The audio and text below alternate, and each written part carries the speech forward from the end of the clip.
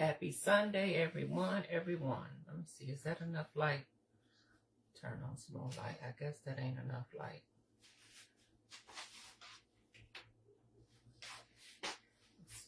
Turn on all the lights. I see. All right, all right, all right.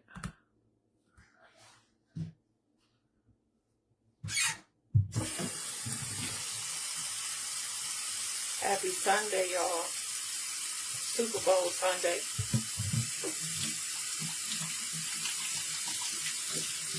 Get all washed up here.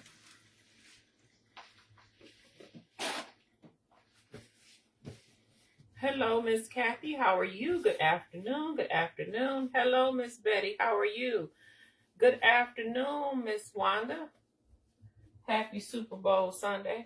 If you are watching that game, happy Sunday to everybody else. All right.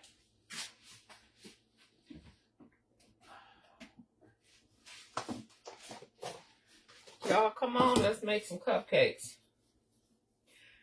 Nothing fancy. I'm actually going to make doctored up box cake mix cupcakes. And then we're going to make buttercream. We're going to make buttercream for them.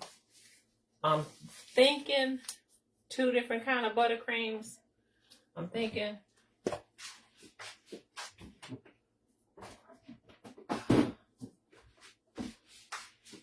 But don't quote me on it. But don't quote me on it. Don't hold me to it. All right, so I got 2 of these, and I'm going to doctor them up to make it go kind of fast.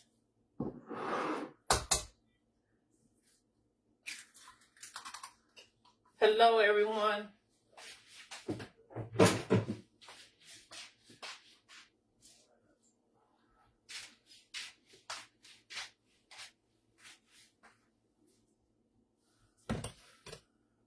All right, now I got my get my measuring cups here. I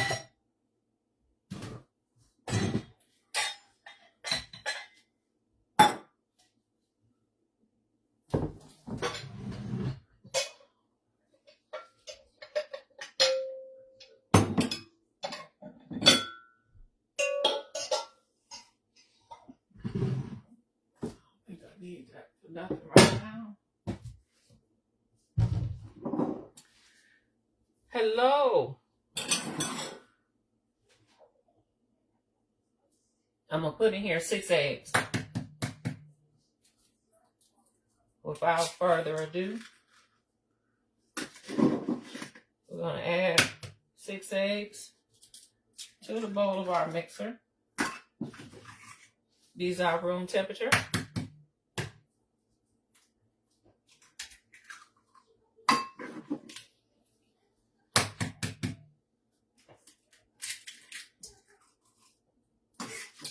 And hello, Miss Brenda. Hello, Olivia from Michigan. 6 eggs.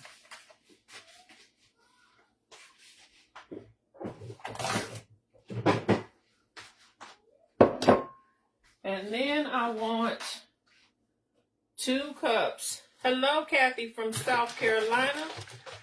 Miss Brenda. Hey, Miss Jackie. Hello, Donna. I'm making cupcakes. But I'm using a doctored up cake mix. So I've put 6 eggs in my mixer. I'm going to add 2 cups of buttermilk. I did not create this recipe, but I've been using it for some years. And so I love it. I love it. When it comes to doctoring up a cake mix, is good. But I didn't invent it, but I do use it. And then to the 2 cups of buttermilk, I'm just going to add 1 cup of water.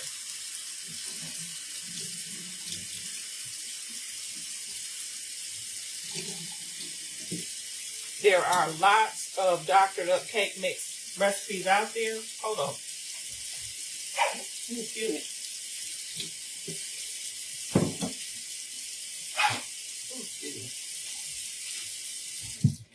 But when I came across this one, this became my favorite. So, 1 cup of water. And then we need to add our oil, and I got to get my extracts. Hold on. Hey, Miss Earlene.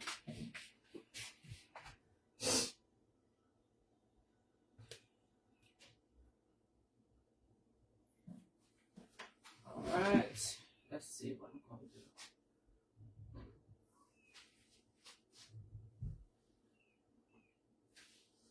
All right.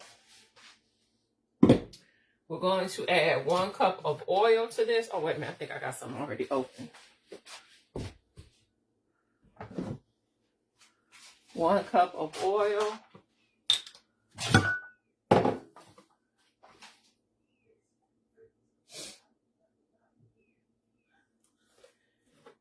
And that goes. All right. I'm going to use my elixirs from pkbakes.com. Doesn't matter which mixer extension you use. It just depends on how, for me. Now, this is just for me, because you may do it differently. It depends on how I'm mixing the cake, okay? So in this case, I'm not creaming no butter and sugar because I'm doing a doctored up cake mix. So it's, if you notice, this is all liquid right now. This is, water, buttermilk, eggs, oil, right? All liquid.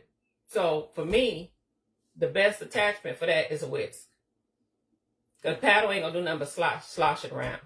I'm just making some cupcakes for Mona. I'm using a doctored up cake mix recipe. I didn't invent it, but when I came across it years ago, I've been using it ever since. So in here we got 6 eggs. We got 2 cups of buttermilk, 1 cup of water, 1 cup of oil, and I'm going to use my elixirs from pkbakes.com. So I'm going to use a capful of the cream cheese elixir right in there. I'm going to use, are you using whole fat buttermilk? Not today. Not today. I just have, not for this. This is actually reduced fat. Not today. If I was making a scratch cake, it would matter, but this is box cake. It don't matter. I'm using a capful of your buttered vanilla from pkbakes.com. And I hear she's coming out with a larger size of this. This will take the place of my vanilla extract. So I'm just going to put a cap full of that. And then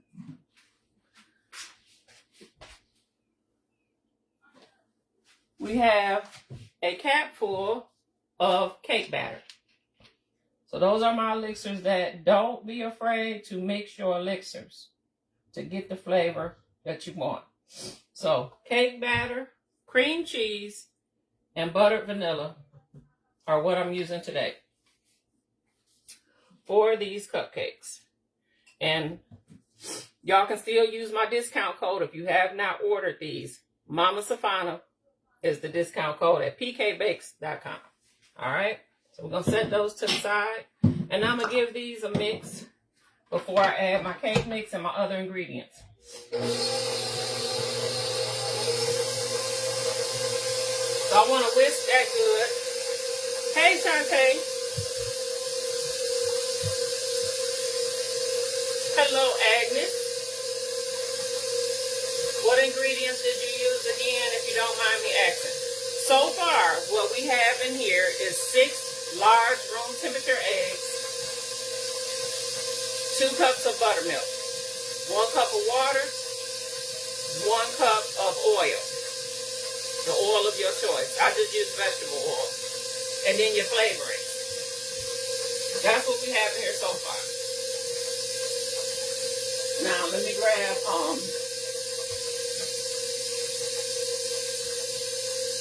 hold on, y'all. I'm all in your face. I apologize.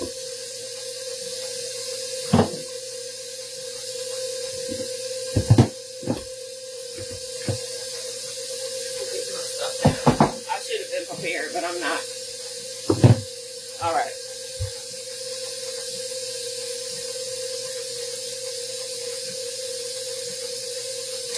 So now that my liquid is mixed together,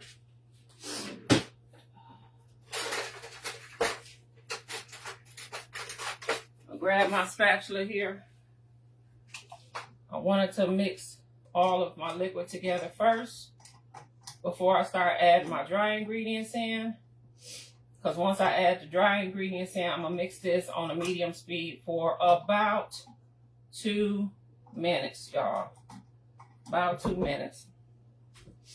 So, I'm going to use cake flour in this, along with the cake mix.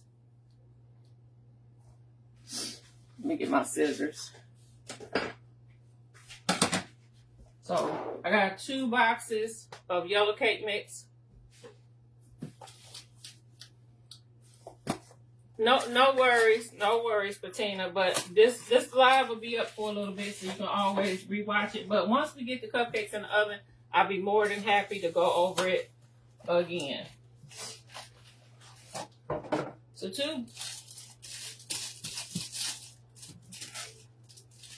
and to be honest with you, I generally only use this recipe when I'm making cupcakes because it makes the best cupcakes. What is your go-to box cake brand? This is the Betty Crocker. The Betty Crocker is what I tend to use more than anything. But having said that, if something else is on sale, I use that too. Because I'm doctoring it up. That's the reason why it don't really matter to me. I'm doctoring it up. I'm doctoring up anyway. So it really doesn't matter. By the time you put all this stuff in there, but it's quick, it's fast. I love it for cupcakes. I really love it for cupcakes. I really do. When I had my business and somebody ordered cupcakes from me, I almost always did this because cupcakes did not make me a lot of money. So I didn't want to waste my time using a lot of my scratch ingredients. Because by the time you make your buttercream from scratch, now you done spent some money. So to my cake mix, I'm going to add 2 cups of flour. I'm using cake flour, by the way. I'm using cake flour. 2 cups of cake flour. And then I'm going to add to this a cup of sugar. All right. So we got 2 cake mixes in here. The Betty Crocker. 2 cups of flour. I'm going to do 1 cup of sugar. Where's my? I'm going to do 1 cup of sugar.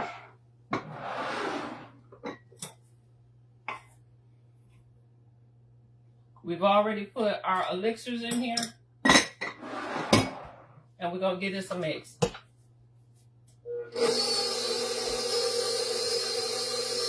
Happy Sunday to you as well. It's on a low speed, but I'm going to crank it up.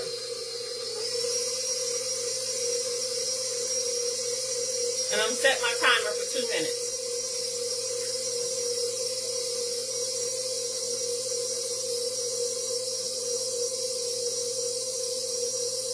Alright. I have my oven preheated to 325, I believe. Good afternoon to you too. Have you ever made sugar-free cakes, cookies for diabetics? I have. I am not an expert at it, but I have done it.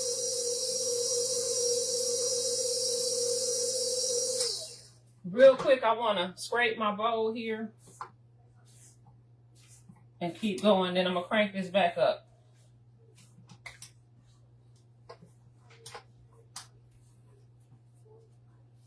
Cake mix is already had some mixing to it, so you definitely don't want to over mix it, but you don't want to under mix it either. Alright, so that's on speed 4. Those elixirs if you don't have. What do you mean? Whatever flavors you want. I'm just showing you what I'm using today. Flavors can be whatever flavor you want. So that's our batter here. I need my scoop.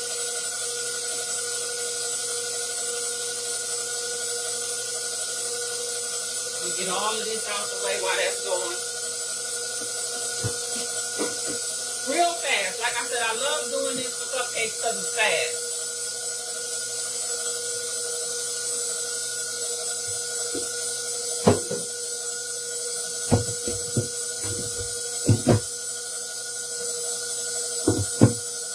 Alright.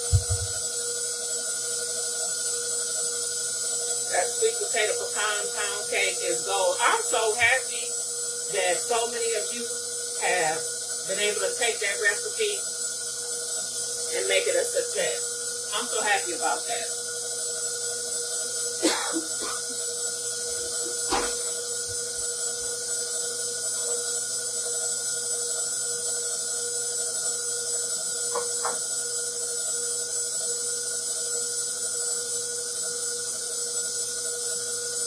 Okay, our 2 minutes is up, and that's it. That's our batter. That is our batter.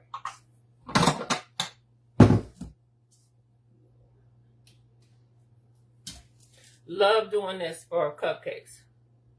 We watching you, Queen. Happy Sunday. Thank you, Miss Pam. How you doing this wonderful Sunday? I appreciate y'all joining me this Sunday. All right, so that's our batter. Let's get the mixer out of the way for now, because I have such little counter space. I'm going to have to go back and forth, because we will be making the buttercream. So I'm going to pop these in the oven, then we'll get started on making our buttercream.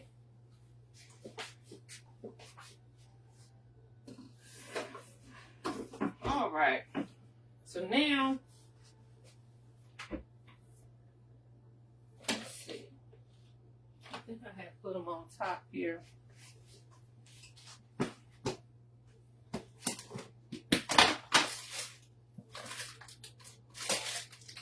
Got some liners here.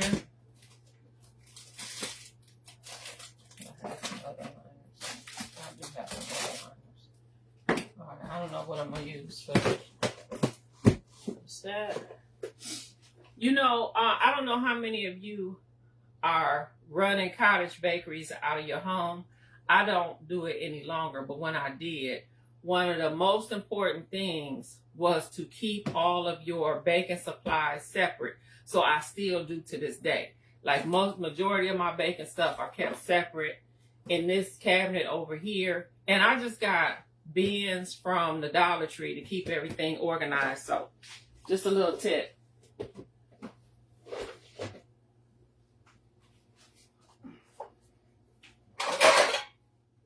So did I find my scoop? Get my pan here. Did I find my scoop?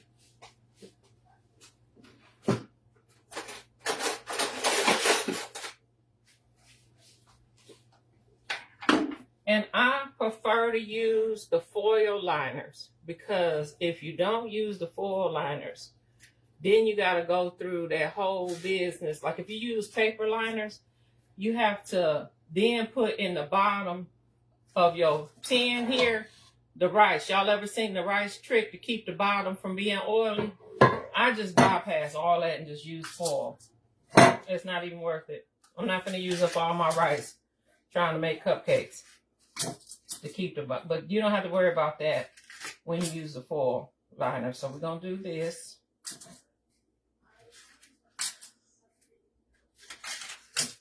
What I think I'm going to do, and this may change, I was just going to ask how was your new storage. Well, it's not new anymore. I mean, I've been doing that. I've been doing that forever. Like that's forever. I got my new cabinet last year.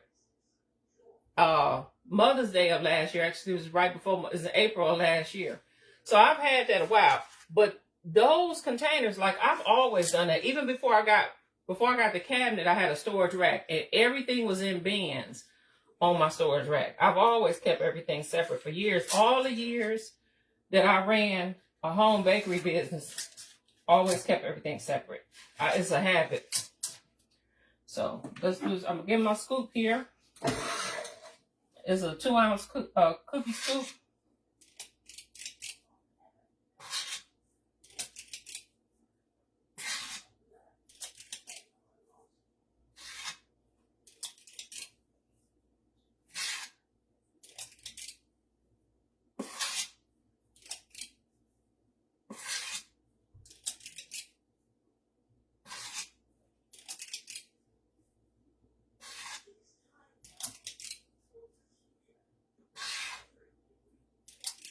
All right, so that'll be a dozen.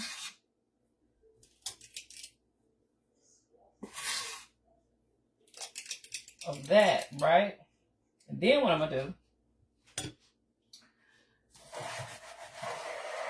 is to the rest of this batter, I'm going to add my sprinkles. Larger totes for drums and boxes. Yes, I have a picture, Miss Kathy. If you ever want to see that rack I used to have, it had larger totes on the bottom. That had all kind of equipment. I even had a separate box for my shipping supplies, you know, box for tips and all that stuff. But like I said, I don't sell anything out of my home no more, so I've downsized quite a bit. Sprinkles go in. I just decided I was going to do at least a dozen with no sprinkles in case somebody didn't want them. That's all.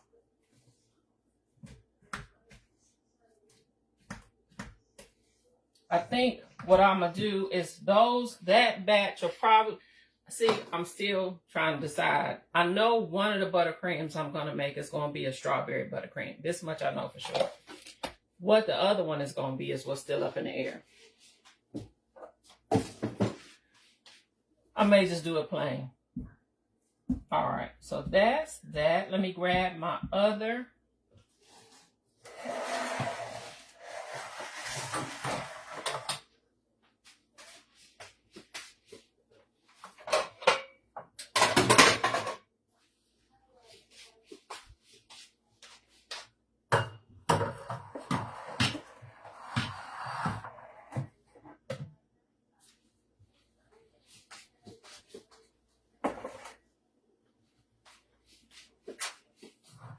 All right. You're welcome, Miss Donna. Thank you for being here. I appreciate you. She said, what temperature? I'm sorry, what did that say? Oh, she put the recipe in there for you guys. Y'all see that? Miss Wanda put the recipe in there for you guys. You love strawberry and lemon flavored treats? Me too. Me too.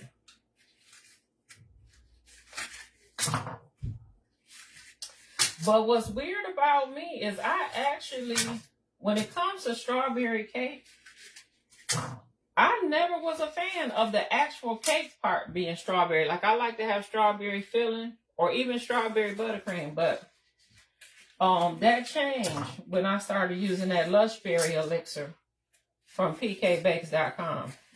So that's it for that.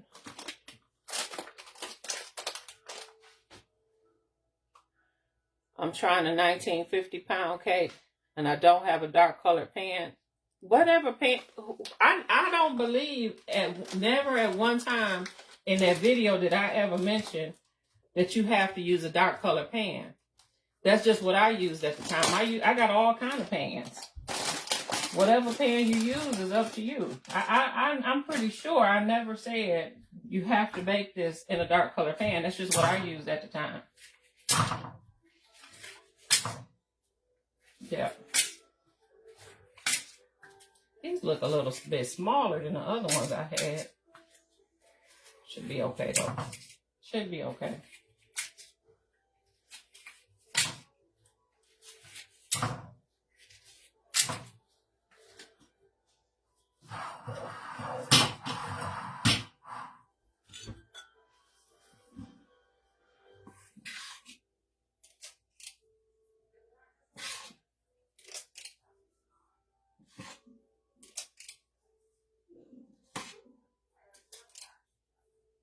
Did you know that when you make something, especially like cupcakes, it's good to let the batter rest for a few minutes before you pop it in the oven? It'll rise much better. You won't have to actually fill the cupcake up too high. You can still do it just halfway, but you'll still get a good rise. Did you know?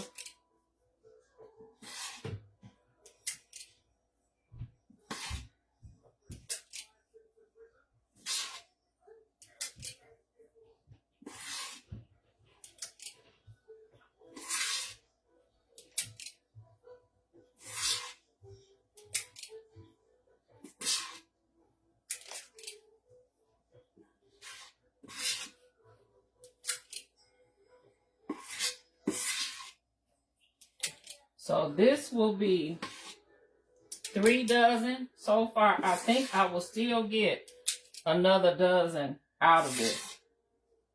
I'm pretty sure I'll still get. Are you going to post this live on your YouTube? No, I'm not able to do that. Well, I am, but I probably won't. We all wish you would write a book. I get that a lot. Okay, so that's this part. We still got battery left, so let's keep going. Let me move this to the side.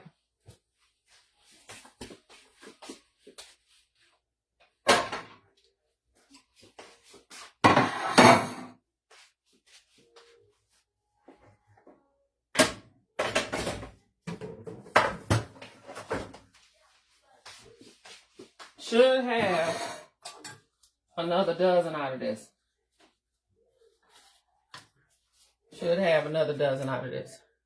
I didn't know about the cupcake to sit a minute or two. Yeah, if you can let your batter sit a good 5 minutes, you will get a better rise. It's the same with cornbread, quick breads, pancakes, most batters.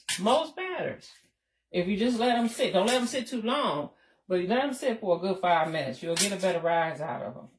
It gives the baking powder, baking soda, and all that stuff a chance to get working, and then when it hit the heat of the oven, you'll get a good rise.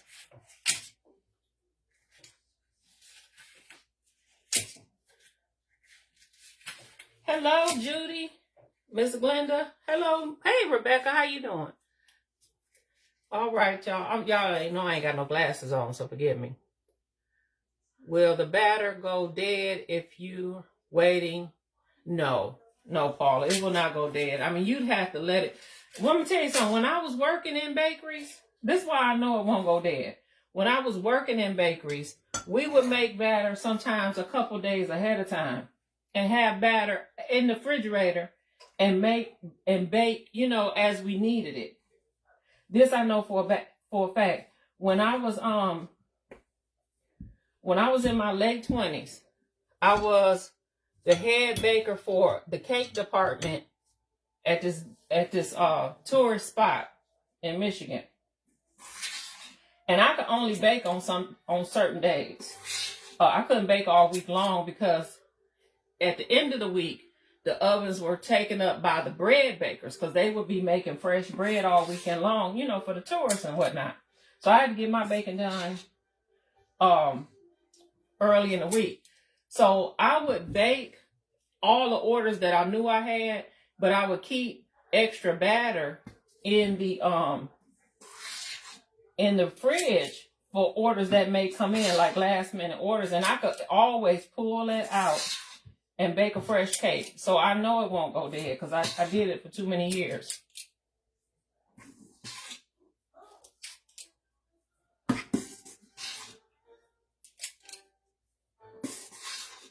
Unless your baking powder was on the last leg to begin with, it should not go dead. Now, we have batter left. That's not enough for a whole nother dozen, but right now I got 4 dozen cupcakes, so I'm gonna get ready to put all of those in the oven. If it has those bubbles, then I put it in the oven. That is a great point. Once it sit and start, especially with pancakes, huh? It start doing them bubbles, the baking powder is activated.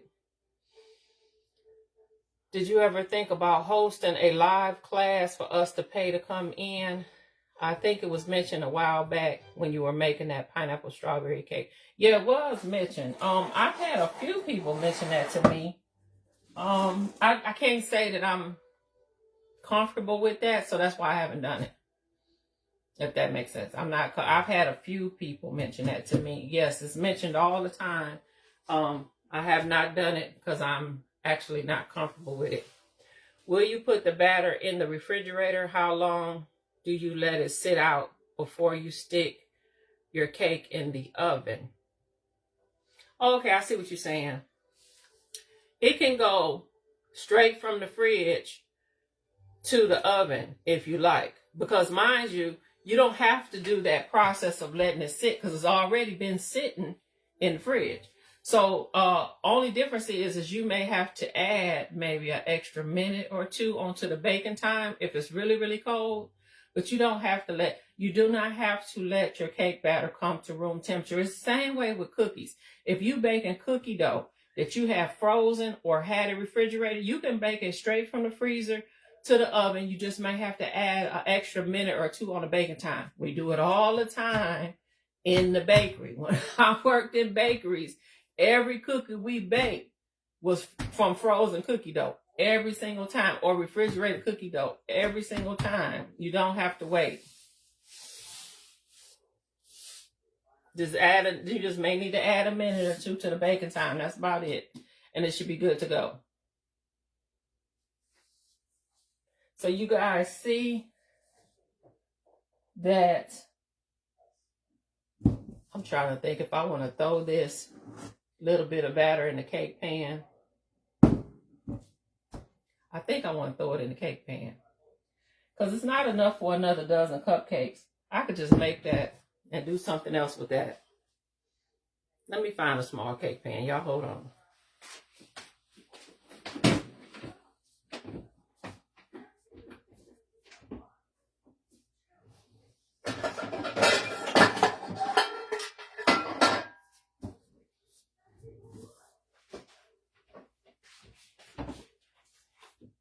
I found a small cake pan. So, while I'm waiting, let me see here. I'm out of baking spray altogether. Yeah, I'm out of baking spray altogether. So, I'm going to have to grease and flour this pan. Let me grease and flour this pan. You baked 3 cakes yesterday. Today, I know you are. Ooh. You know what? Every time somebody asks me, will I come out of retirement and start back baking? That's what I think about. Like now, I don't even have the stamina that I used to have when I was baking all them orders. And when I do something for content now, it, like you just said, it be about to take me out. I'm like, ain't no way. Ain't no way I could ever go back. I don't know how I was doing them orders when I was doing it. Because it will. People don't know. And you know what? It's hard. I know from years of when I was a cake decorator, standing in one spot for a long period of time is harder on your body than when you could be racing around a warehouse for 12 hours, but standing in one spot all day for 8 hours, and it's worse. I know. Ask me how I know. I did that for many, many years. I can remember during graduation season when I was a cake decorator at Sam's Club, be standing in one spot for 16 hours doing cake after cake after cake after cake. It was crazy. I will lose the love of it. Can't bake like I used to. Right. I don't have the stamina for that no more. I did it for many, many years. And while working a full-time job, that's what I can't believe. I used to come home from work. And then after being a baker at work and come home from work doing orders. I don't know how I did that. I guess God blessed me to do it during the time when I needed to do it. Because I don't know about if I can do it now. I tell them, my kids tell me that all the time, Mama, you should start back doing orders. I cannot. I don't have the stamina no more. I do not.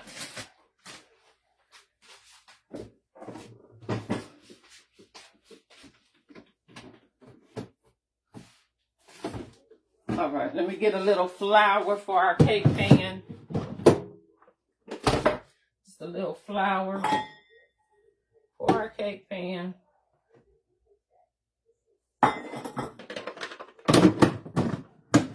Is there a certain brand of baking soda you recommend? Yeah.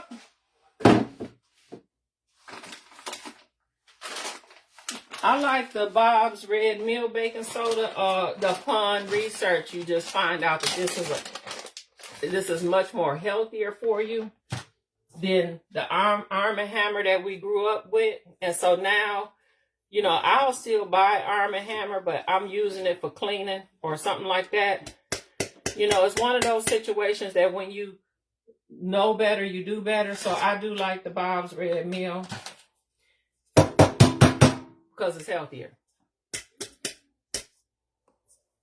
All right, so that is that.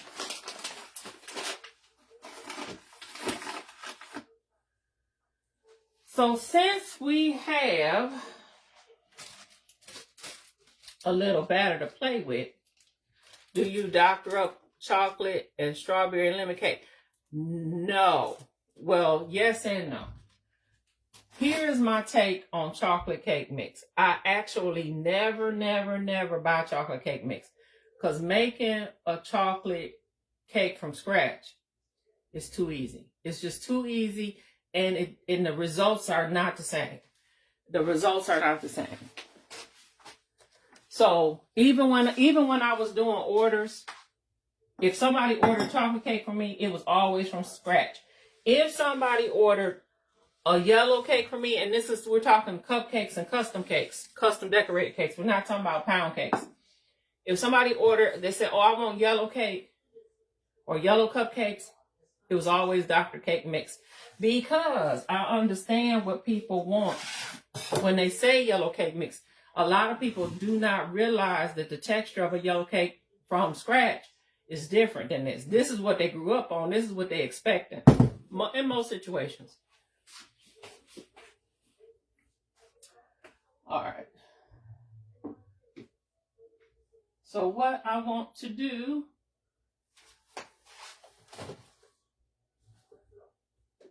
where is my ink? Because I got a little cake mix here to play with, I was just going to add a little pink food coloring to this. Since I'm doing something different. Let me see. Is there anything left in this bottle?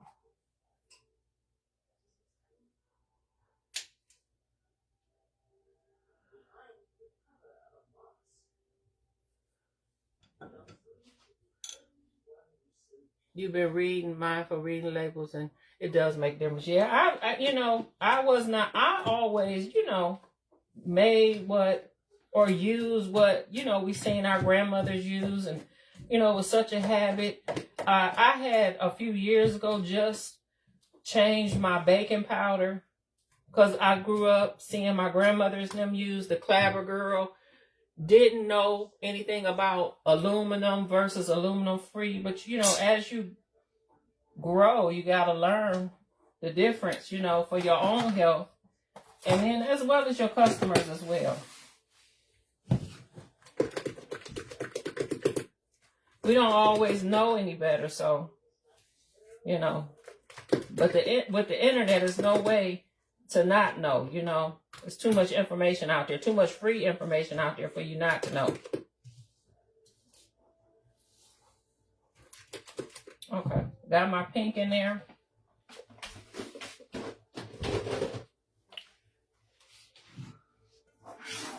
I could do something different with this at another time. That'll be I can do a video with that. Look at God.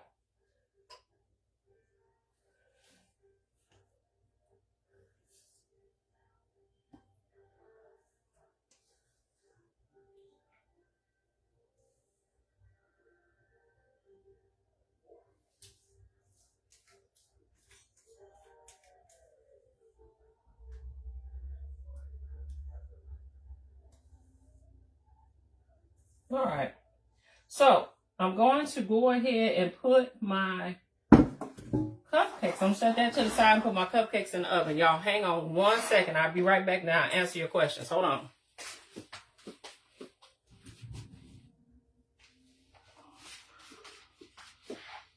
And let me adjust my racks.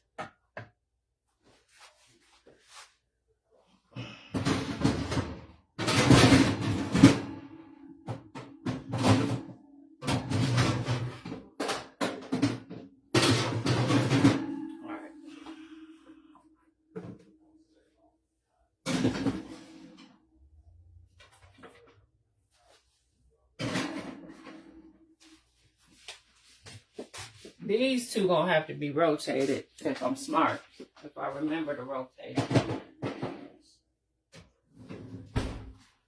So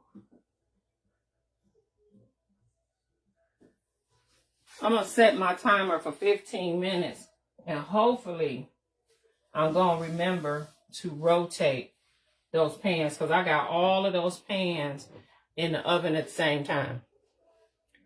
It wasn't until I started having health issues that I started reading labels of products of what I consume. Yeah, you know, and the thing of it is we can always do better. But I don't put a whole lot of pressure on myself. You know, you make changes as you go. So if I see somebody that's using one of those brands that I no longer use, I don't really fault them for it because, you know, everybody got to do stuff and make the changes at their own pace, you know, at their own pace. That's the thing.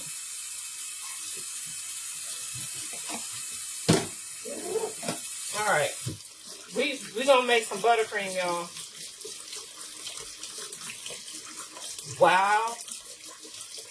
While everything is going, we're going to make some buttercream. Thank you for joining us. Is it Deborah? So we got our cupcakes in the oven if you're just now joining us, and I'm about to make some buttercream.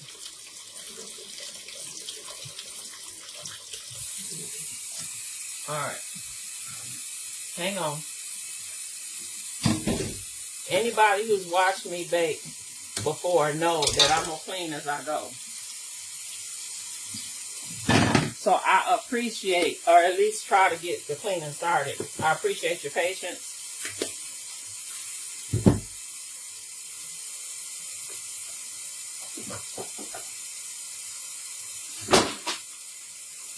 All right.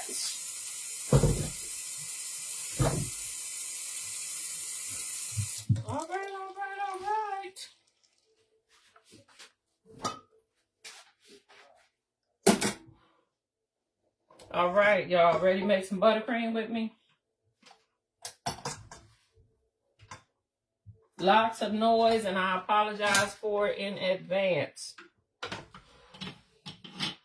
But this is not, it's best to start this now because it's not the quickest of processes. Butter.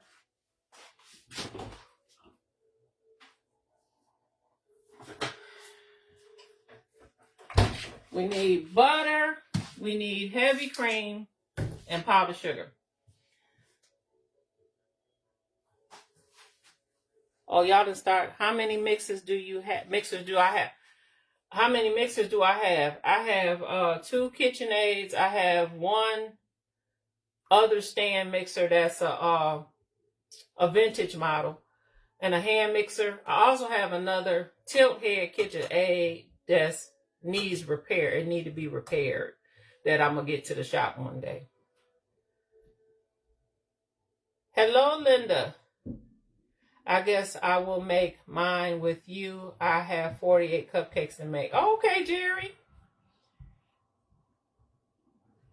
Cleaning as you go helps you by the end of the baking session. Exactly. My blender has speeds that start from 2, 4, 6, and 12. What is considered medium? On mine, I consider, you know where your low is and you know where your high is. So anything, you know, in between there is considered medium. You have medium low, you have medium high. So it could be whatever is on your mixer. Now for me, when I say I'm using medium, I'm going to go about 4 because mines go up to 10. So I'm going to go, if I was to go 5, that would be like medium high. But I rarely use that. There's no reason to use that ever when making a cake. So yeah, you know where your low is, you know where your high is. Anything in the middle is either medium low, medium, or medium high. Same way with an oven, just like an oven. All right, got my heavy cream, got my butter. This butter been sitting out all night, so it should be ready to go. I need my paddle attachment. Where I just seen that? Where did I see it? Oh, it's right here. It's right here. Got my paddle attachment.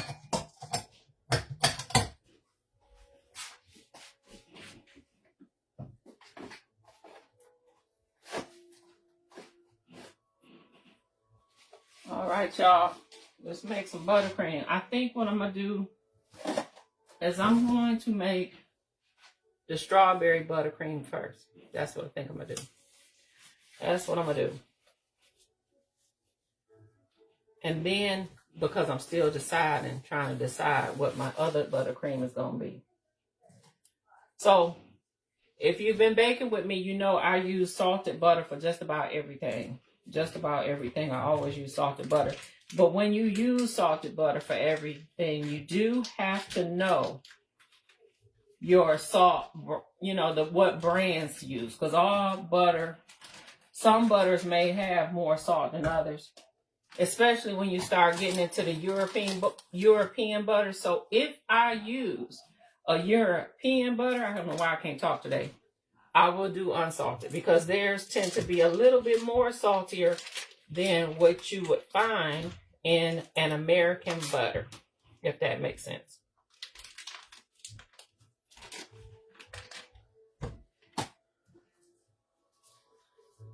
Any other questions, y'all, before I get this mixer going?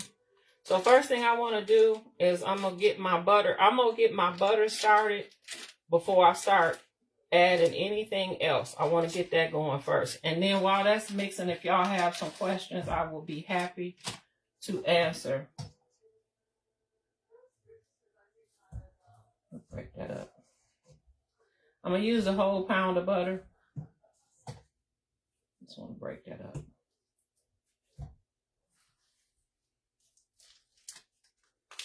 All right, y'all still with me? Right now I'm making buttercream. I have cupcakes in the oven. We already made that. Using a doctored up cake mix.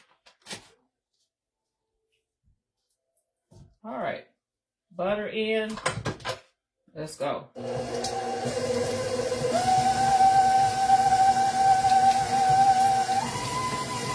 right, that's on speed 5.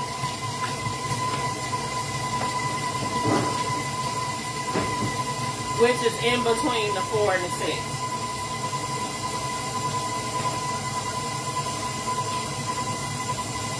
I started using unsalted because the fact of using, yeah, it's true. It's true because, you know, the European butters, that salted butter is delicious. But it's made for eating, not baking. So yeah, definitely, whenever I do use European butter, it's always unsalted for baking. Because yeah, I made that mistake one time. A few years back when I didn't know no better. Let me check my cupcakes, y'all. Hold on. Okay, we doing good on that.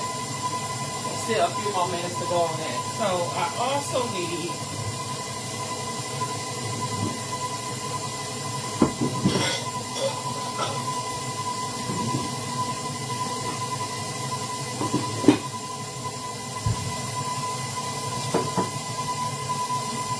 do you use powdered meringue for your icing with the butter, vanilla, milk? No, I'm just making American buttercream, and it does not have any powdered meringue in it. Thank you for the stars. I think that was Miss Donna gave me that. I have a tilt head KitchenAid. Is there any particular place you suggest? I don't know. That's why mine have not been repaired. Mine's been in need of repair since 2017. I don't know. I haven't yet to find a place, honestly. But when I plug it up, it still comes on. So I'm just hoping one day I can get it repaired. Because there's nothing wrong with it. Except for this gear that turns that is broke. That's the only thing that's wrong with it. I've watched YouTube videos on how to repair it myself, but I'm scared. I'm scared that if I take it apart, I'm not going to know how to put it back together. So it's just sitting there.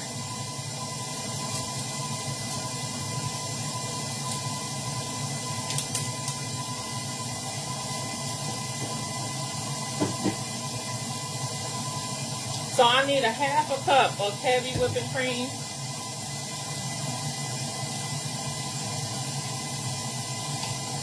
Ooh, that did not want to come off.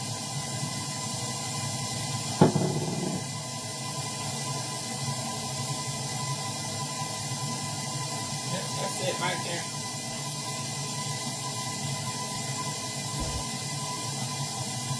What brand is your whipping cream? Kroger store brand. From the grocery store. Just the grocery store.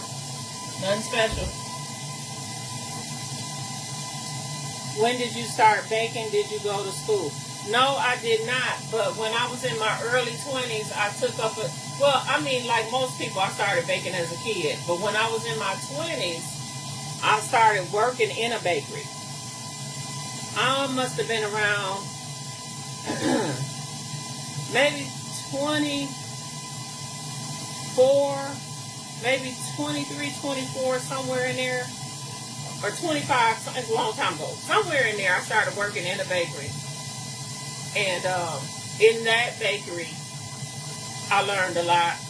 That also was the bakery I first learned how to start decorating cakes. And then from there, I went to another bakery, and the rest is history. You gotta find Mr. Willie, the fix-it man. He'll fix it for you. Yeah, I've seen a lot of these people on here. I've seen him. I've seen the other guy, Mr.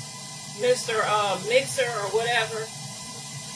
I just got to get up the money, because when you shipping something that's heavy as a KitchenAid, that's going to cost some money.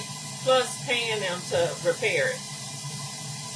Miss Brenda, I've called them. I've called everybody again, but you got to ship it to them. So one day when I'm ready to spare that kind of money, I'll do it. Yeah, I'll do it.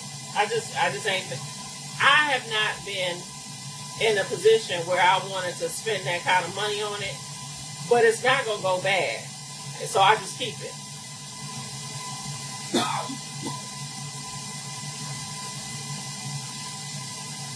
Let me get my...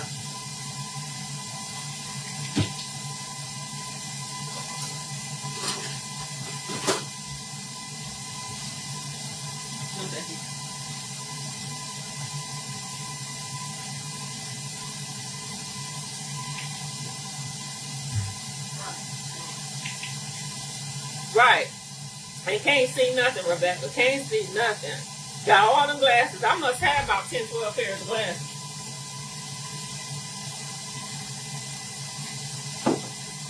I thought I'd be cute. And I put them on. You see, I got to stand right up to the, just to see what y'all saying. It's sad. It's sad. It's sad. My husband talk about me all the time. He said, "You blind as a bat." I said, "I am not. I just can't see." That's what I say. I'm not blind. I just can't see. It is not my fault. I refuse to take responsibility. So I'm whipping the butter. You want to kind of whip this butter until it has doubled in size, in volume. Sorry, until it has doubled in volume. We're not quite there yet, but we're almost there. But right now, I think I need to go switch my cupcakes around. So y'all hold the phone. I'll be right back.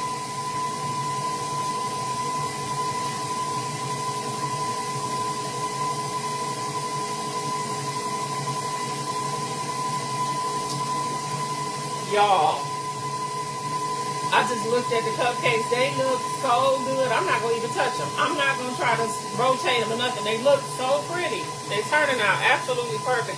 I'm going to leave them alone. How long do you cream your butter? Ooh, it just depends on how creamy I want my buttercream. But I have been known to do this for 20 minutes. That don't mean I'm going to do that today. It really depends on what I'm making the buttercream for. Like back when I did wedding cakes, I would do this for anywhere from 20 to 25 minutes, the first part. Because I needed that buttercream to be super smooth when you're doing a wedding cake. Now, I'm just using this for piping, for cupcakes, so I'm not going to be that particular with this particular buttercream. But, yeah, you almost want this yellow butter to turn white when you're making it for wedding cakes.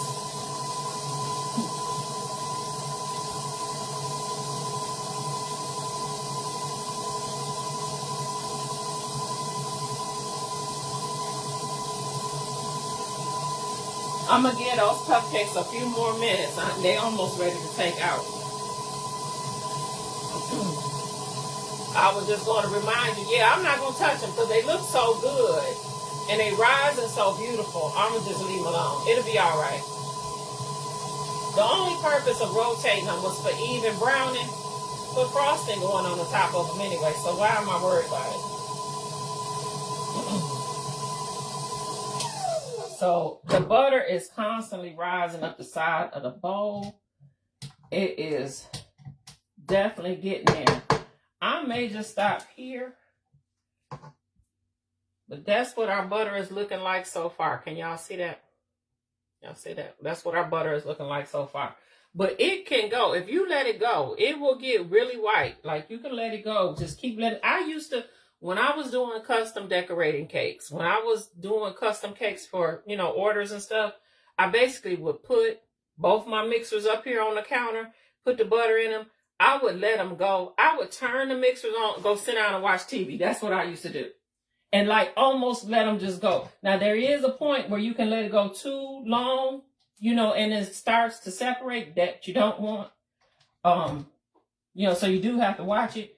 But yeah, I definitely would go sit down somewhere and let it go for 20, 25 minutes, just this part. And not to mention, once you get the... Thank you, Nancy. Please don't take it the wrong way. I'm only giving you a compliment. So is your daughter. Oh, thank you so much. She looks like you.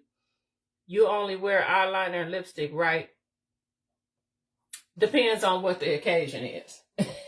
Depends on what the occasion is. I will do a full face of makeup if I'm going out to an event. You know, me and my husband going to a concert or something like that. I've been known to get dialed up when the occasion calls for it. But for everyday makeup, I will do eyeliner, mascara, something on my lips for every day, because I've gotten older and lazy. But when I was younger, I was a full face of makeup type girl. But one thing to know about me is I also went to cosmetology school twice. So that's something else to know about me.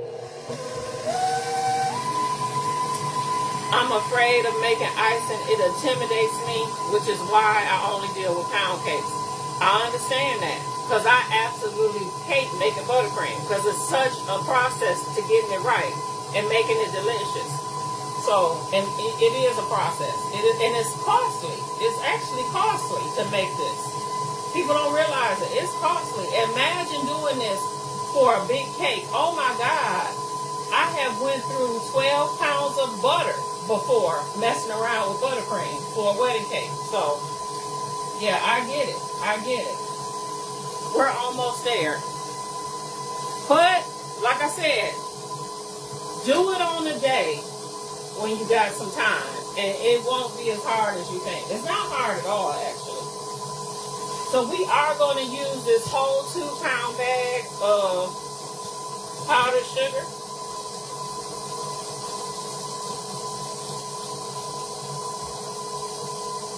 You a retired cosmetologist? I never got my license. So, Donna, I went to cosmetology school twice. But the second time I did finish. And what happened is when it got time for me to go take my state board exam, the school that I went to telling me I couldn't take my state board exam because I owed them money. So, mind you, they originally told me that my federal grant was paying for it. I wouldn't owe no money. And then all of a sudden they said I owed money. So they prevented me from going to take my state board exam. And that was the end of that career. That was pretty much the end of that career. Let me show y'all this butter while we're here.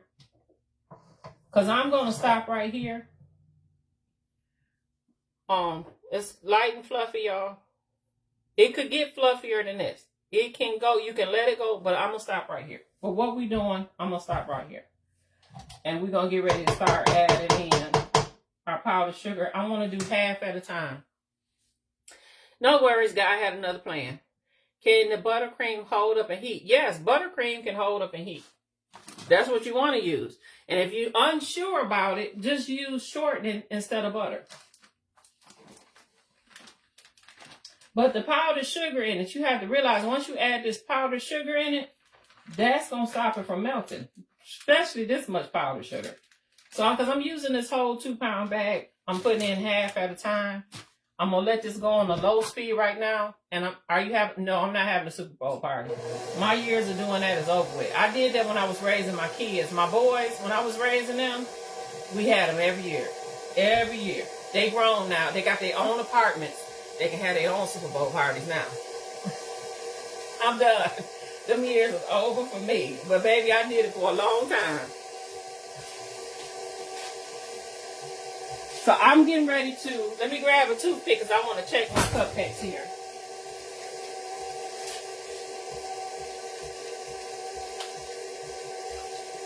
Because they just about ready. Y'all hold the line, hold on.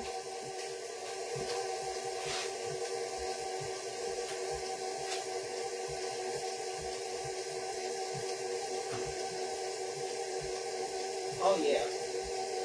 Oh, these are done. Oh, these are done for sure. Yeah, they done.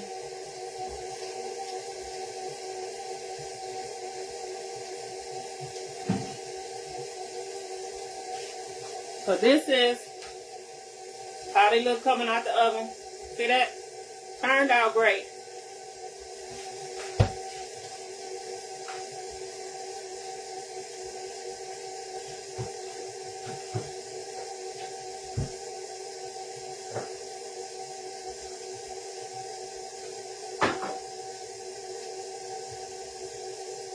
Hold on, y'all. Hold on.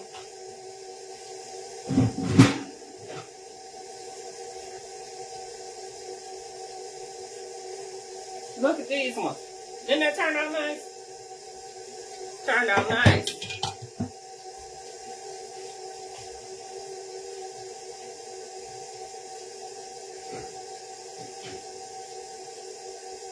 And this is our other pan. So that was our 4 dozen of cupcakes, lickety split. When they turn out this nice, why not use the Dr. Duck cake mix? I'm trying to tell you, that's beautiful.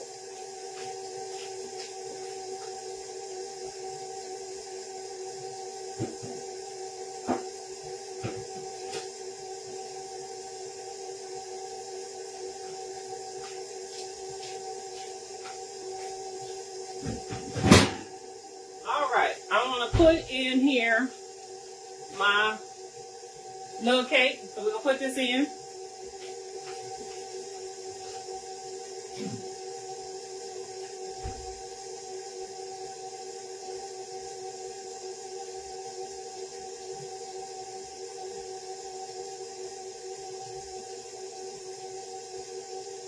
I'm putting that in the oven for 15 minutes. I really don't know how long it's going to take because it's such little batter in there, but we're going to start at 15 minutes. And the oven is still at 325. All right. So I know you asked me about the Super Bowl party because of all them cupcakes. My son, one of my sons, works at an elementary school. And they're having their Super Bowl party tomorrow. So he asked me to make cupcakes so that he can have something to take. That's why I'm doing it. Not because I'm having a party. I get why you asked me that, though. All right.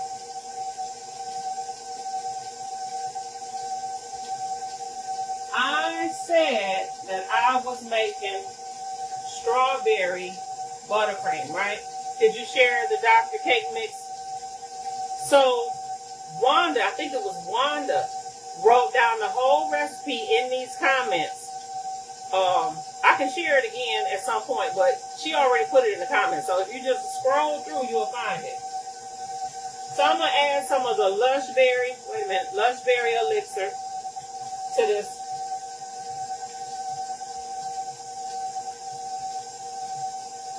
There we go. Just a little bit. I'm also going to add strawberries. I'm also going to add, we got the freeze-dried strawberries. I always get these whenever I go to Trader Joe's. I always get them just because. I need to crush them up though. I need to crush my. They're so good. Y'all have to taste these. They taste like candy. Taste like candy. Better than candy. And it's no sugar. It's hard to believe that they unsweetened and just literally freeze-dried strawberries. So this is what we're looking like so far. We still got to add our heavy cream and our rest of our powdered sugar. But this is where we're at so far. You see that? That's where we're at so far. We are going to add our freeze-dried strawberries, the rest of our powdered sugar, and our heavy cream. So hang on. Hang on.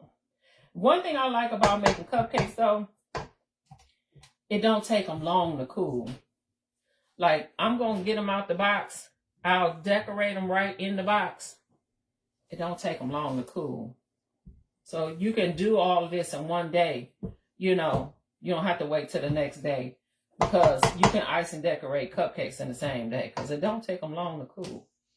Especially if you take them out the pan. Which is what I really needed to do. But it is what it is. I like, if y'all like guava, I just took some eggs out to make the strawberry cake. It's there. You a subscriber, Nisha. I put it in the group, in the subscribers group, and the subscribers hub. So, if you click on my name and you go to my profile page, you should be able to see a tab that says subscribers hub. If you click on that, all the recipes is there. If you didn't have freeze-dried strawberries, can you use artificial strawberry jello? Yeah, you want to. You can. You use whatever you want to. Results may vary, meaning flavor-wise, but when I don't have freeze-dried strawberries, I will use strawberry preserves or strawberry jam. That's what I do. Can I split buttercream up and make? Yes, you can. Absolutely. You absolutely can.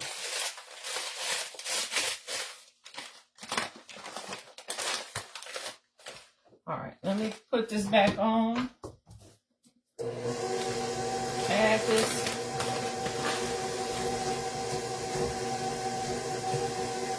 I am going to do the whole bag.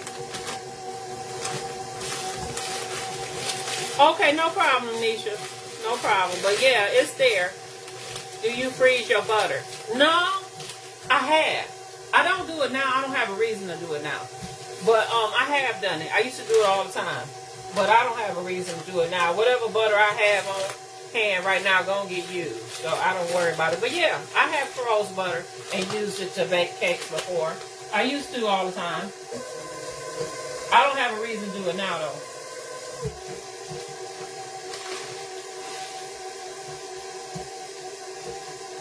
All right, I think that's the whole bag. I'm gonna turn y'all. Hopefully y'all can see. Can y'all see?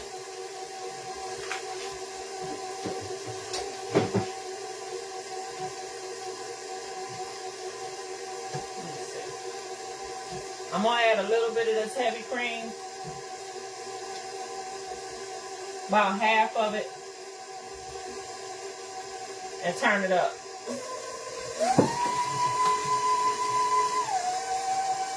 And then I'm going to get ready to add the rest of this in a minute. Y'all hold on.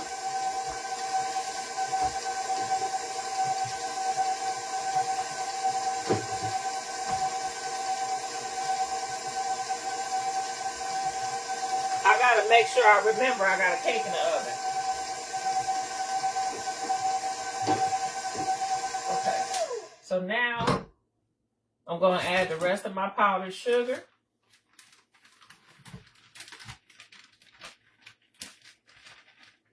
And then we'll drizzle in the rest of our heavy cream. To my heavy cream, just to balance all of these flavors, I am going to add a tad bit of vanilla to the rest of my heavy cream. Just a little bit of vanilla. A little splash of regular vanilla.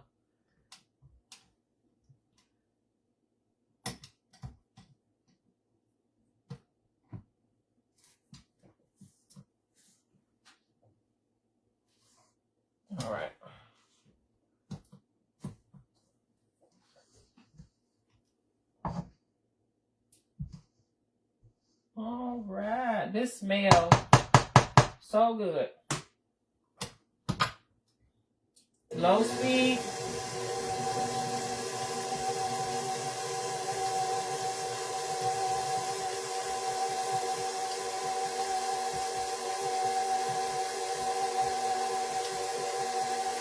Woo. Do you ever sift your powdered sugar? No, I don't. Mainly because the type of powdered sugar I buy never needs it. It never needs it. I'm pretty sure you can buy some. I have bought that brand from Aldi's before, and it needed it. But I don't buy that anymore, because I don't feel like doing all that. So I'll go ahead and spend the money for a better powdered sugar, so I don't have to sift it. So I don't have to sift it because I hate extra steps in the kitchen, if that makes sense. If I can avoid it, you know? So no, we're gonna let the KitchenAid do the work.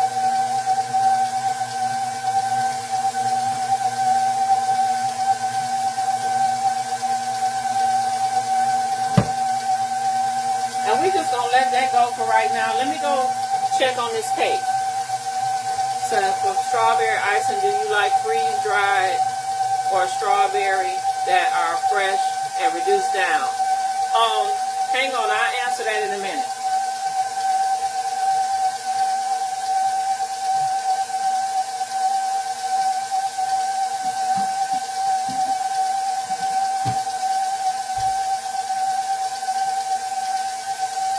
So that's a great question. Let me go ahead and answer your question. So if I'm using this buttercream as I'm doing today for piping, I don't want another liquid in here like some reduced down strawberry compote.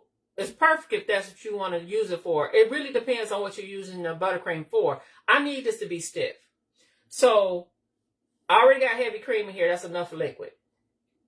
The freeze-dried strawberries is perfect for this because I'm using this to pipe and I need it to hold its shape. So that's why I'm going to use freeze-dried strawberries in this. Using a compote to make strawberry buttercream is fine. That's fine. I bet you it's delicious. But it's going to make a softer buttercream. And that'll be great in the cake. You know, you just icing the cake or using it for a glaze or what have you, but not for piping. So I'm piping these on cupcakes. I need this to be a stiff buttercream. Therefore, I'm using the freeze-dried strawberries. Hope that helped. How long did you bake the cake? For what temperature? The cake's still in the oven. Is the oven, the cake's still there? I just went to go check on it. It's still there. I set the timer for 15 minutes. The oven is on 325, but we don't even know if it's going to be done at 15 minutes because it's still in there right now. The 15 minutes is not up as of yet. This smells wonderful. We're going to let it go. I'm not done whipping this. I'm going to let this whip some more. But this is where we're at so far. Y'all see that? Can y'all see it? That's where we're at so far, but I'm not done with this. I want to turn this back on. I'm going to turn this back on. And that's perfect for piping. You see how stiff that is? It's delicious and it's perfect for piping. So let me turn that back on, let that whip some more.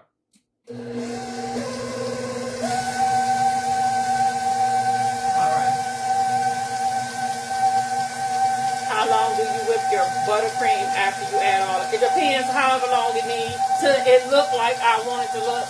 I've never set a timer. I'm just going to keep looking at it and see, do it look like I want it to look?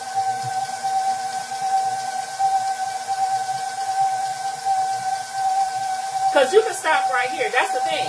You can stop right here if you want to, but I want it a little bit more creamier. So I'm going to keep going.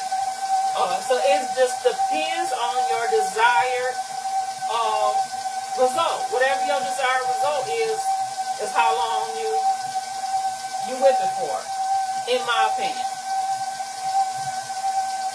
In my opinion. But who am I? Who am I? I'm nobody. I'll move y'all back just a little bit so I ain't all up in your face. I'm going to wash this other bowl because we got another. Yes, you can whip it too long. You can. You can, and it'll separate on you. But you talking about, like, it depends on the speed you're whipping it on. That's a factor of how fast it'll separate on you. Because it can separate. That's why you're watching it. That's why I'm sitting right here watching it. At this point, move it down some.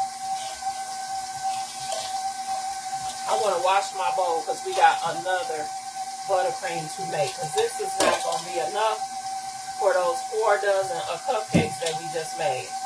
So I'm going to wash my bowl here and get it ready. Where am I? Right in front of my face. Right in front of my face. And get it ready. Yep, I'm going to just let that go until it looks like I want it to look. And that's all from trial and error. To let the truth be told, you know. Some stuff you're just going to have to experience to get it how you like it. But, I mean, we can go back and watch the tape and see how long we've been doing it thus far. We know it's been over 20 minutes at this point because we done baked cupcakes. We got a cake in the oven. And it's still going.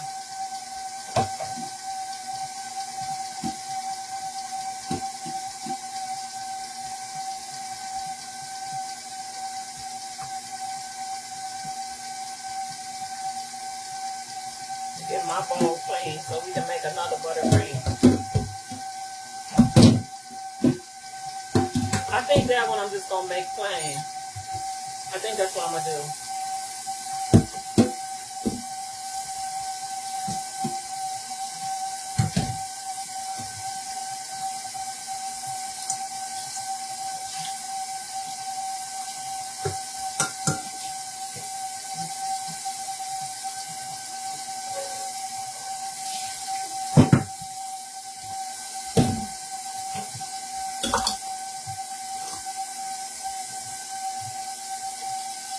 It's just about where I want it. So we about ready to take this off the mixer.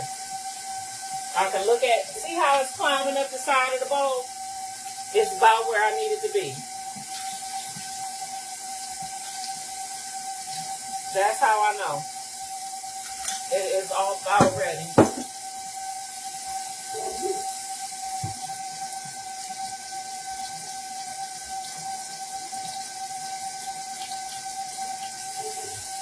All right.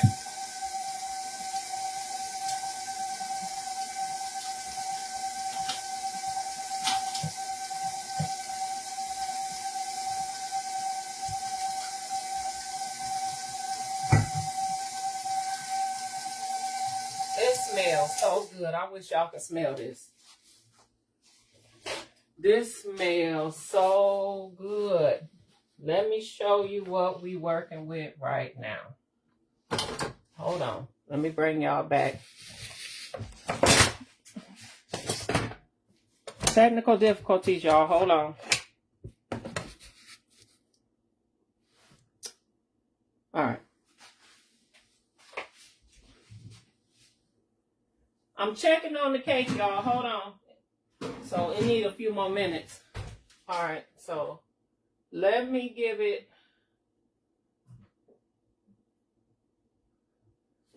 It's not done. So the 15 minutes is up on the cake. It's not ready. I'm giving it 7 more minutes. I probably should have gave it 10, but we're going to check it in 7 minutes.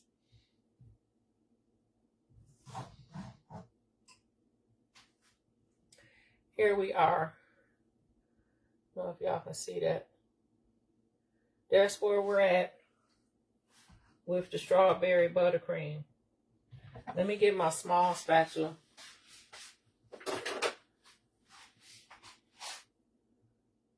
Let's see. That is where we are.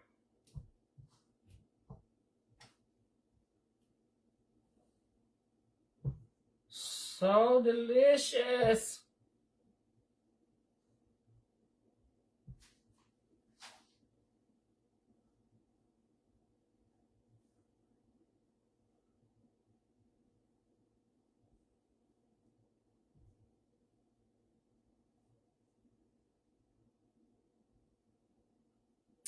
Yum, yum, yum. All right. All right.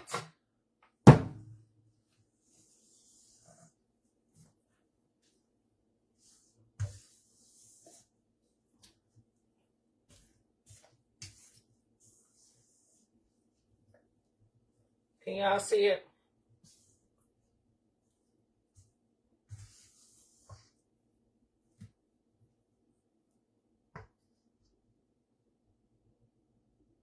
So strawberry buttercream. Ready for cupcakes, y'all. Ready for cupcakes.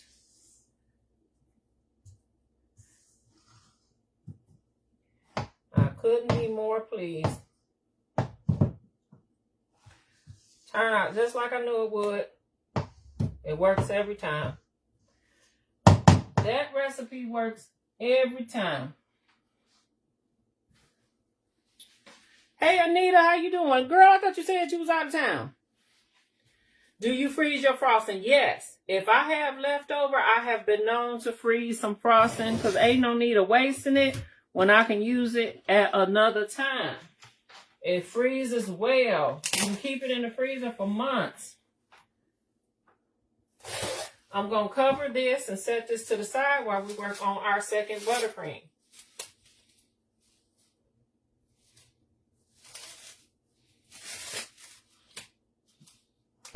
And at the end of all of this, we're going to pipe some cupcakes. Oh, you back in town? Okay. Glad you made it back safe. All right, so we set this to the side. We need to do buttercream number 2. That is the one that I have been,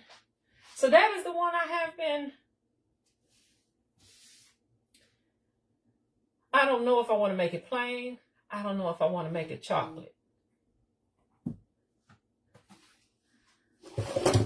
I don't know if I want to make it plain. I don't know. Portia, I see you.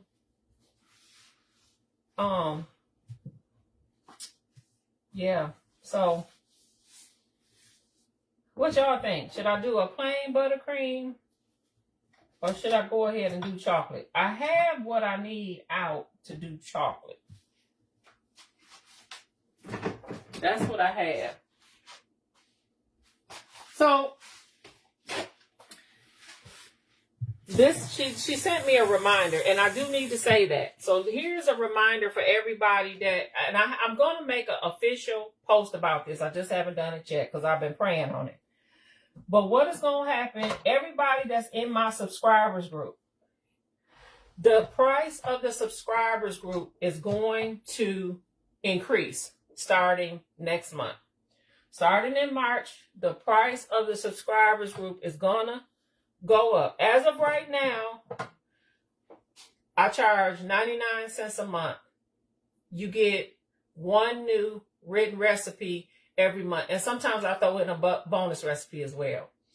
The price of the subscribers group is going to go up starting next month, but it will be added features, meaning I'll still do the written recipe every month. I also will start going live in the subscribers group twice a month. So it'll be one Q&A session where we'll talk about a requested topic, be it content creating, be it pricing or sales or any of that, shipping, all of that. We'll talk about all of that. And then it'll be another time where I'll go live and we'll do stuff like this baking. And it'll be exclusively in the subscribers group starting in March. So, but I will do an official post about that coming up real soon here this week. I just haven't posted it yet. So let me dry my bowl.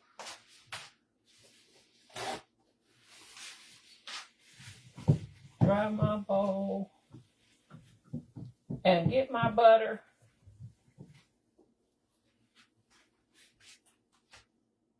Where's my paddle? Here we go.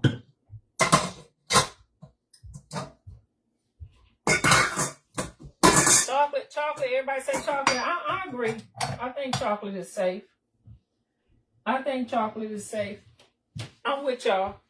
That it's gonna look pretty in the box with straw. Because if I alternate strawberry and chocolate, that's gonna look nice. I think it's gonna look nice. We got more butter here.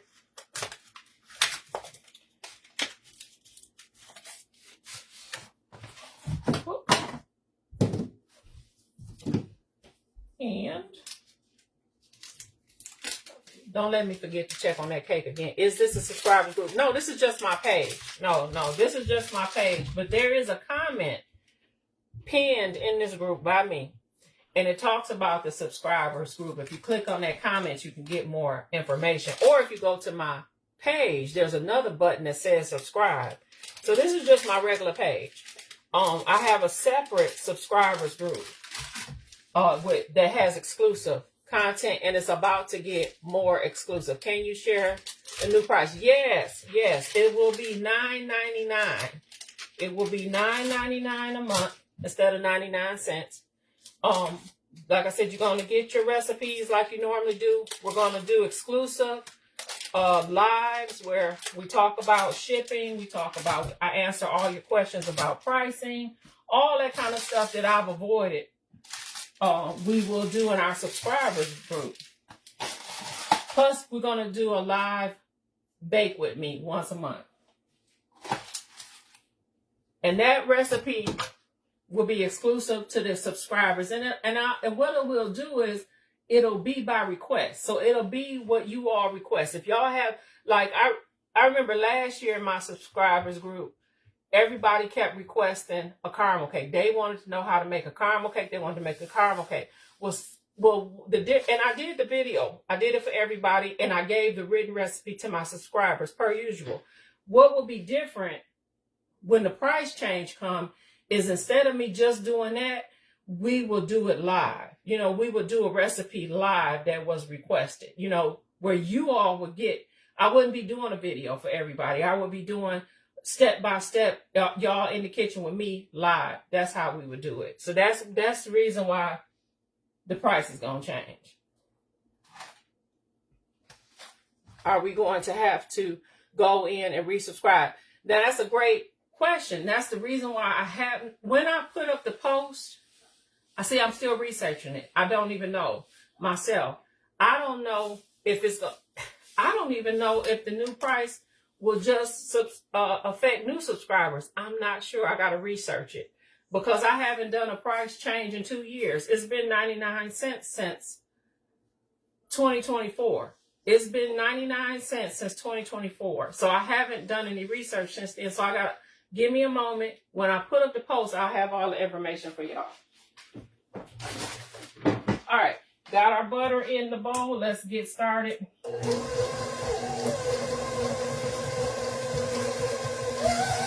And let me go check on our cake. Are we going? Yeah.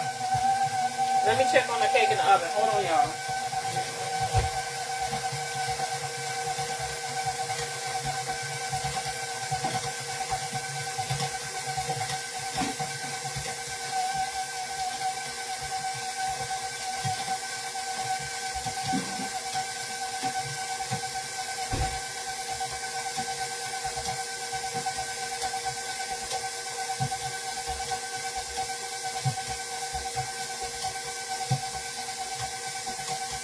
The cake ain't done yet. It ain't done yet. I gave it 5 more minutes.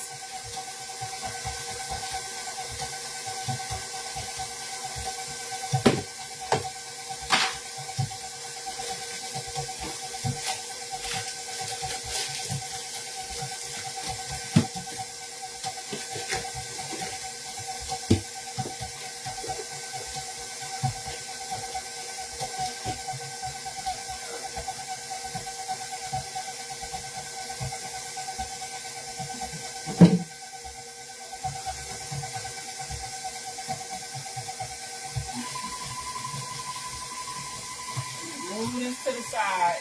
So what I'm going to do now, I want to start prepping my boxes. While that's going, I want to start prepping my boxes. So let me grab some cupcake boxes and we can start prepping that while that's going. Amish butter, Kerrygold, Land O'Lakes, which is your favorite and why? My favorite is Challenge butter. My second favorite is Land O'Lakes. Hey, Miss Gail, thank you so much. I love the Amish butter too, but it's expensive.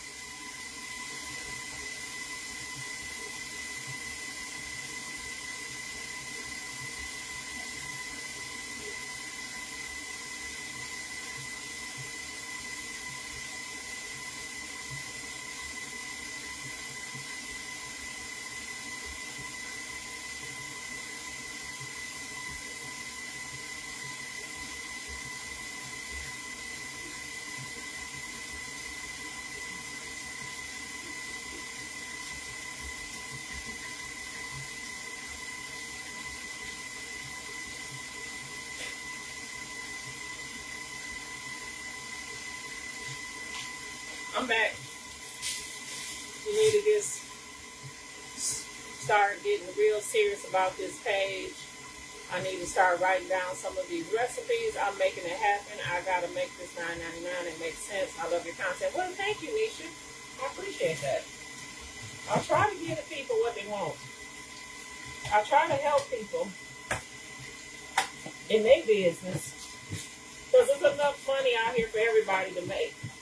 Y'all can be successful, real successful in the baking business.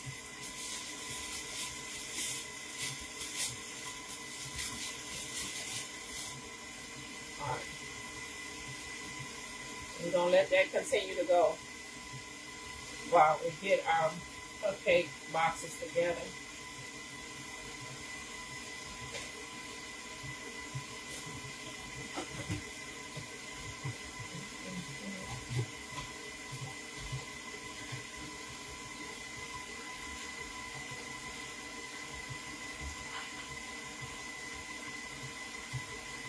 Got 4 dozen cupcakes, so we need 4 boxes. You never had challenge butter before? I'm going along with you. Should I sift the cocoa powder while you're doing that? Oh, Jerry. Oh, I'm not going to sift my cocoa powder. I'm going to tell you that right now. So, yeah. You can if you want to. I'm not going to do it.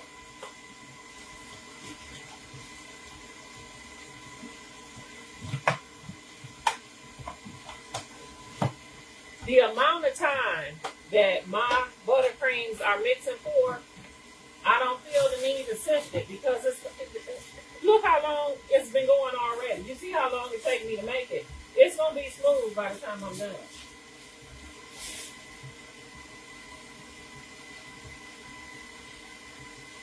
But I am going to use a half a cup. I will use a half a cup of cocoa powder, so if you want to go ahead and sift some, yes, go ahead. Use a half a cup of cocoa powder. I will not be sifting it.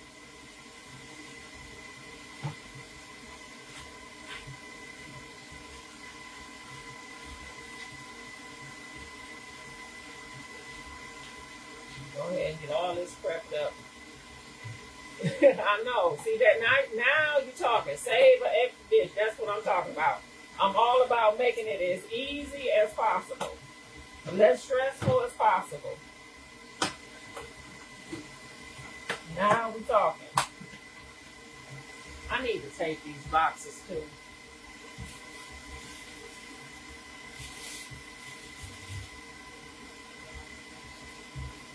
Do I ever make cookies? Do I ever? I just posted a cookie recipe today. That's the one thing. That is the one thing that I was known for the most was my cookies. Oh, yes, ma'am. I make cookies all the time. I got lots of cookie recipes over on my YouTube channel, The Chef and the Baker RBA. But I just literally just posted a chocolate cookie recipe today, which is a repost. Yes, I do.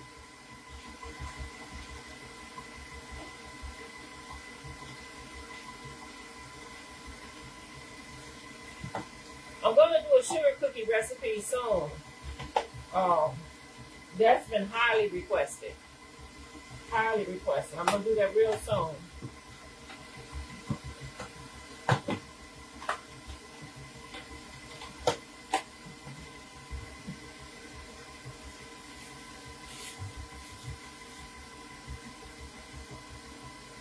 I know those lemon cookies are my favorite too, Miss Gail. Love them, love them, love them. Take a lot of butter to make them, but I do not. I do not ever do gluten free. That's not my area of expertise. So I do not.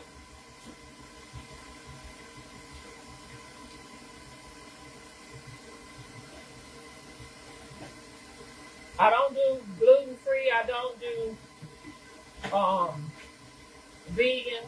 I don't do that.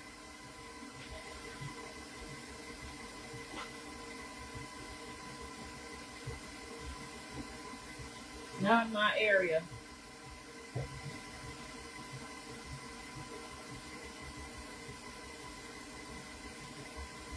Oh, thank you, Susie, for saying that.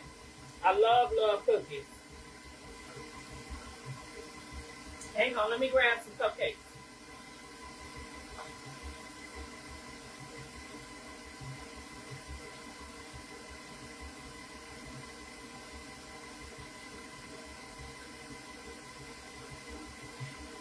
Before I do this, let me go check on that cake. Hold on.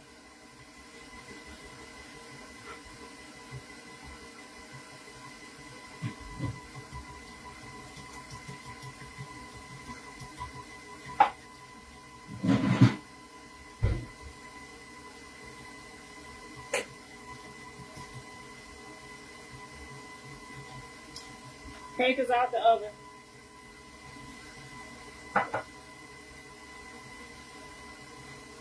So you have celiac disease and have to eat gluten free, but that does not stop me from watching you because this gives me new ideas. Oh, awesome! That's great.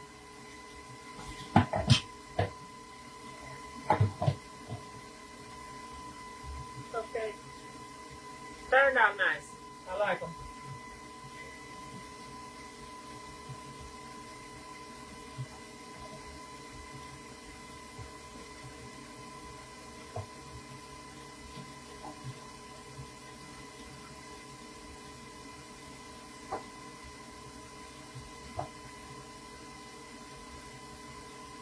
And they are cool already. Like I said, these don't take long to cool at all. There.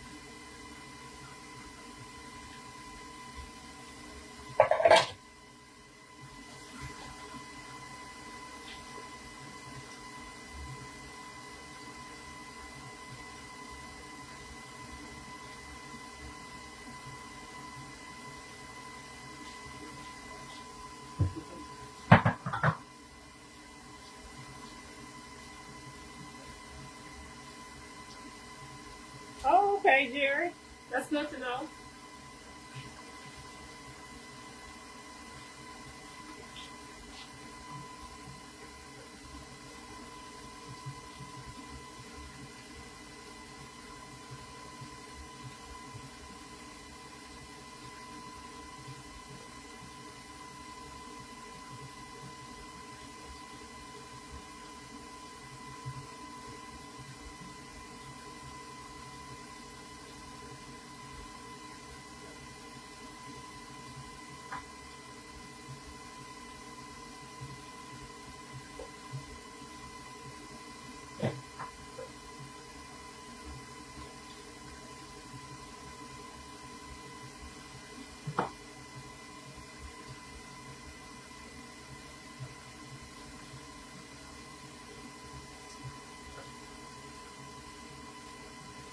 No, he not, Robin. that's a good thought.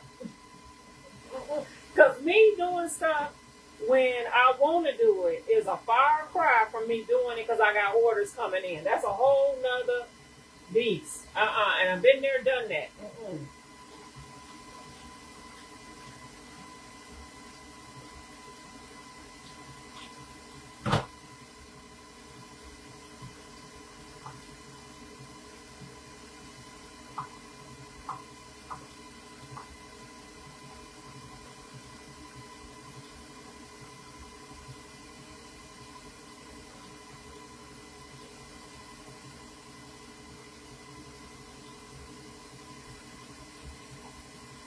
It's cute. I like how these turn out. Where do you purchase cupcake boxes?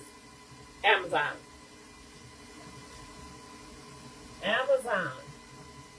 Of course, you can also get them at Michael's. You can get them at Walmart for that matter. I mean, you can get them at just about anywhere. I normally get them from Amazon.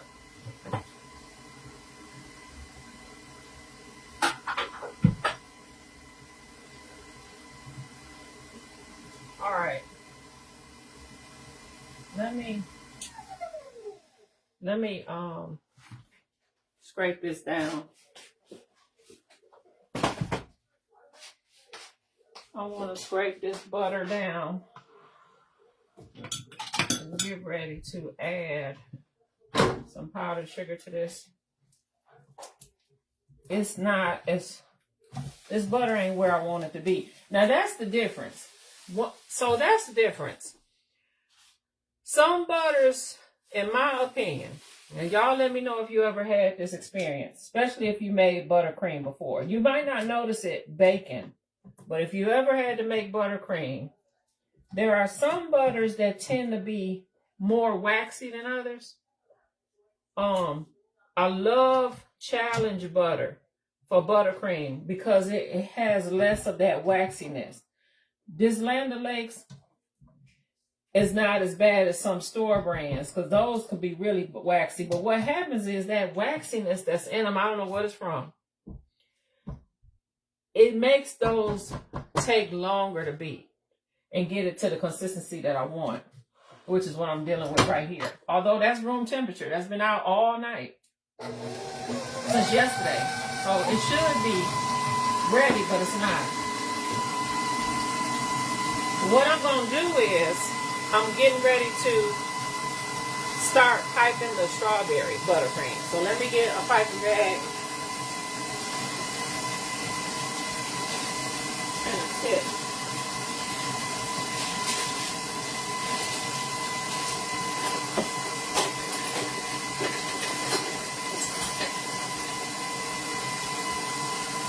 I got a piping bag and a tip.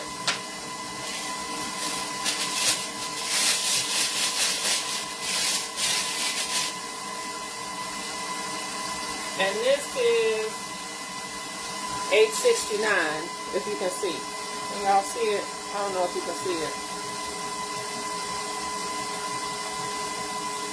869.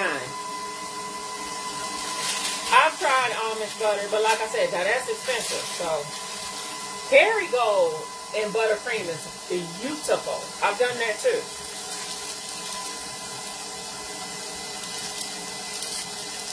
Matter of fact, some of the best buttercream I've ever made was with Kerrygold.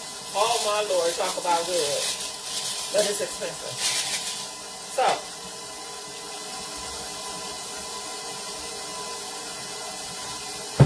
get this.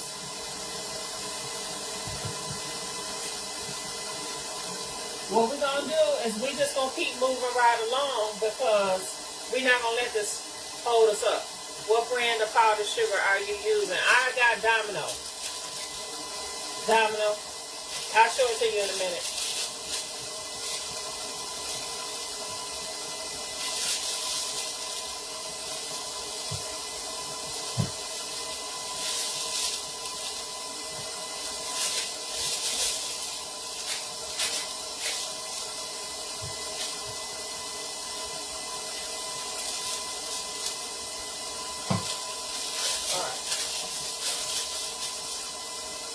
Cover that up and set that to the side.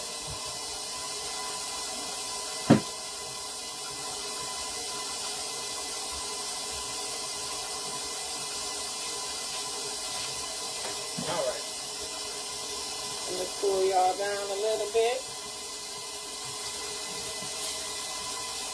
I'm going to do every other one strawberry. Then when the chocolate is ready, we'll go back in and do chocolate.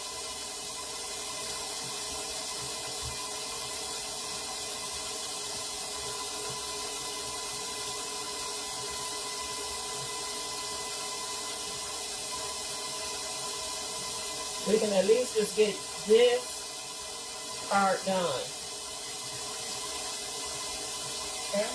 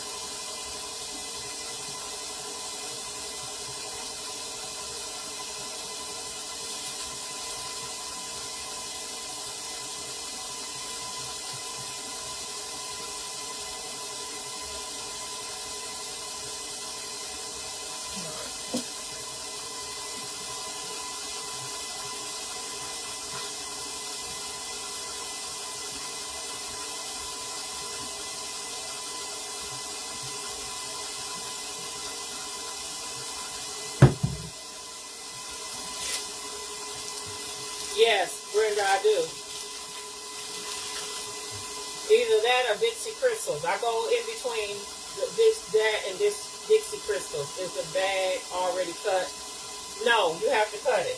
You have to cut it to the size of the tip that you're using. I'll show it to you when I cut the next bag.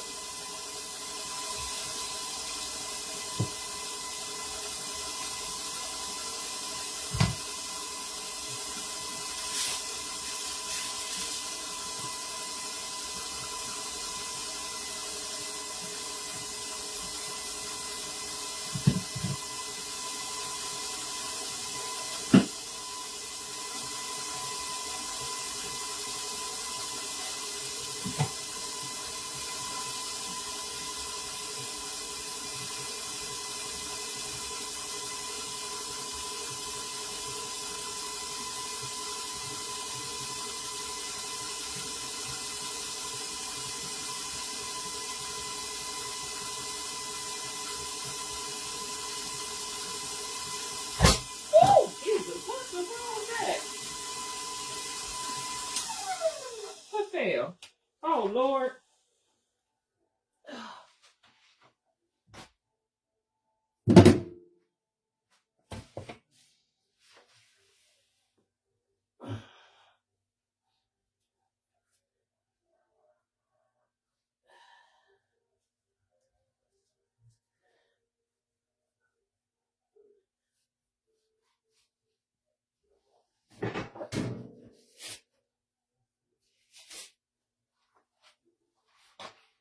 Y'all all right? How many cakes can you cook in your countertop oven? One. Only one.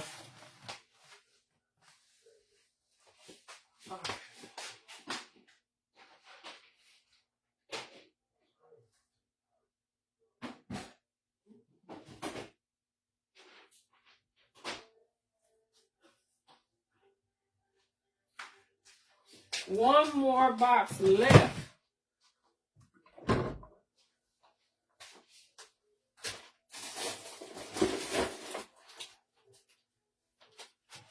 Check this butter.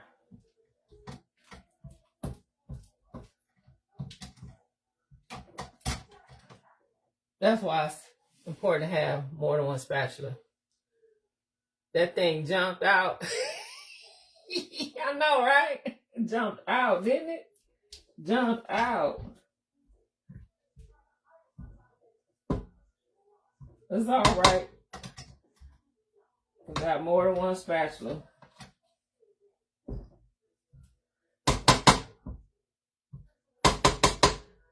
Put that over there.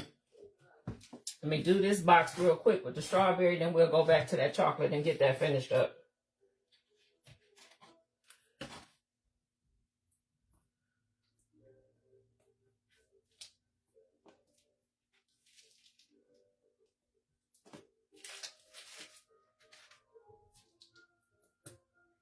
All right. That's that. Set that to the side. I'm going to take this out the way.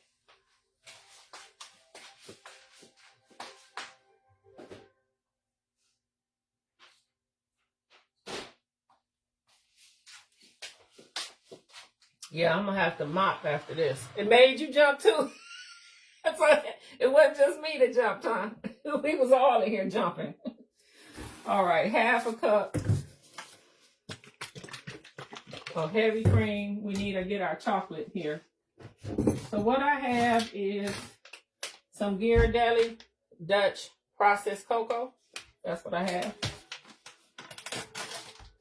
I want a half a cup of this. I'm going to add this before I add the powdered sugar and get that mixed in. He said it made you jump too, huh? About a half a cup. You notice how you can't find the Hershey's Dutch processed cocoa no more? Anybody know what's going on with them? Because I was not happy having to spend the Ghirardelli money. I really wasn't. Because I don't get paid for this no more, you know? I can, Bridget, yes. Like I said, those things that we do in the subscribers group will be what the subscribers are requesting. So that's why I'm taking it up a notch. I'm going to let you guys tell me what y'all want from me, and we'll do it all exclusively in the subscribers group. Where did you get the Ghirardelli? I think I got it from Kroger. They're just a regular grocery store. It's just, they carry this at, might have been Publix, might have been Kroger, I can't remember. One of them grocery stores that I go to all the time. Or that I order from all the time, I should say. Let me close that up. I'm going to add some vanilla to this.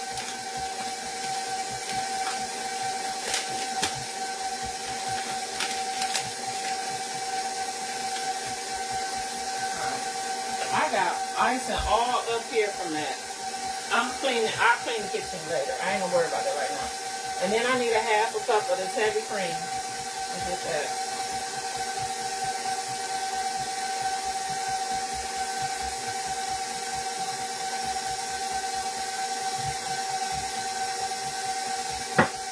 Half a cup of that. And add me some vanilla to that.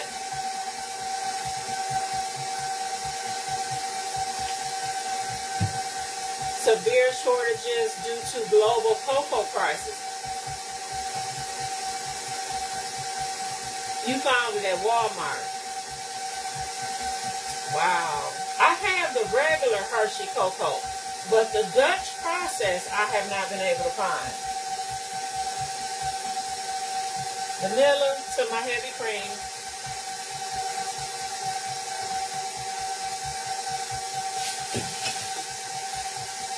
Two-pound bag of powdered sugar.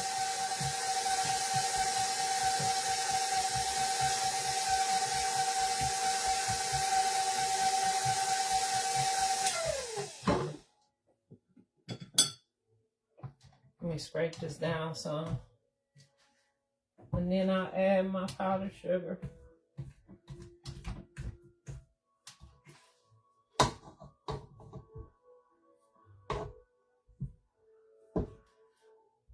I love these long handle spatulas for making buttercream. They are a lifesaver.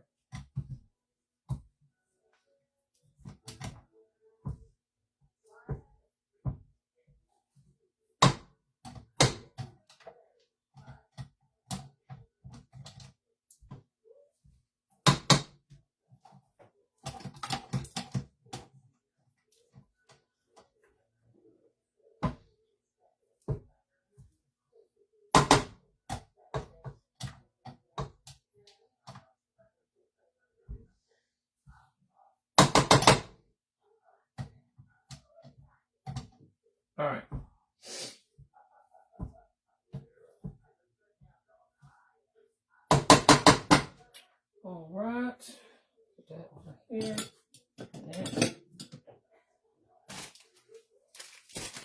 And my scissors go.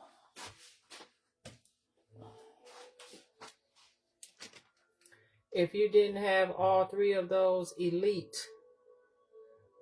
and you say this is your regular recipe, what did you use? I don't understand the question.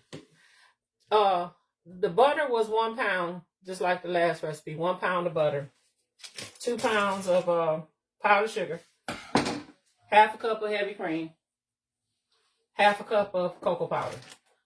You're going to have to rephrase that because you said, this is what I'm reading. If you don't have all three of those elite, and you say this is your regular recipe, what did you use? That's what I don't understand. I think we might got a typo in there. I don't understand it. Half a bag go in right now. Slow speed, we're going to drizzle in our heavy cream.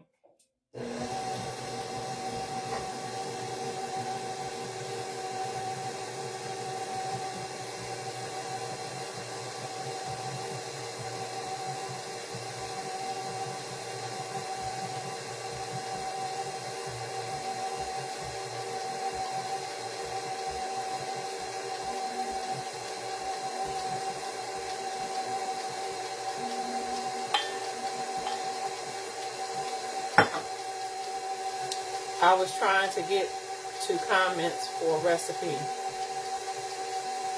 That was for the cake. Oh. I still don't, if you were asking me a question, I still don't understand what the question was. The cake is a doctored up cake mix.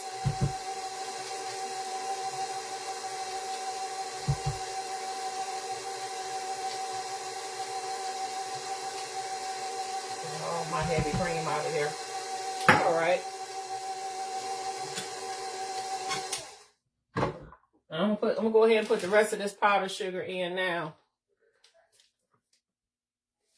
All right, y'all, and get this going.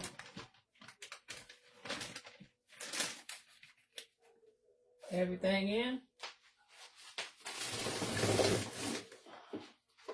Low speed. Just until I get the powdered sugar incorporated. And then we'll crank it up. And then I'll do my next bag for piping this. So we piped all of our strawberry icing on the cupcakes. We got to do chocolate. So we'll do a different bag for that.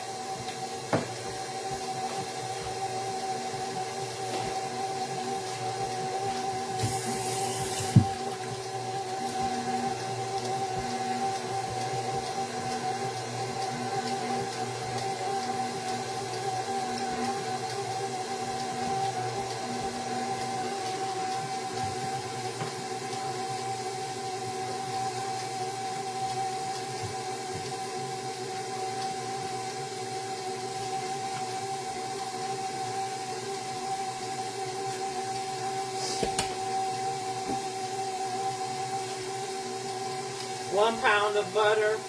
You was trying to write it down? Yes. 1 pound of butter, 2 pounds of powdered sugar, a half a cup of cocoa powder, half a cup of heavy cream, and vanilla extract. Let me go ahead and crank this up and do my scrape down and crank it up. And we're almost done. I'm not going to let this go as long as I did the strawberry, because the butter already went longer. So it's going to already be creamier and very fudgy. Oh, I love chocolate.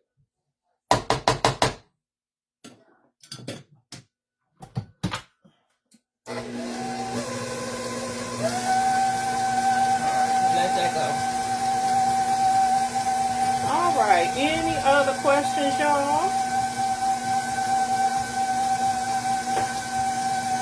Any other questions?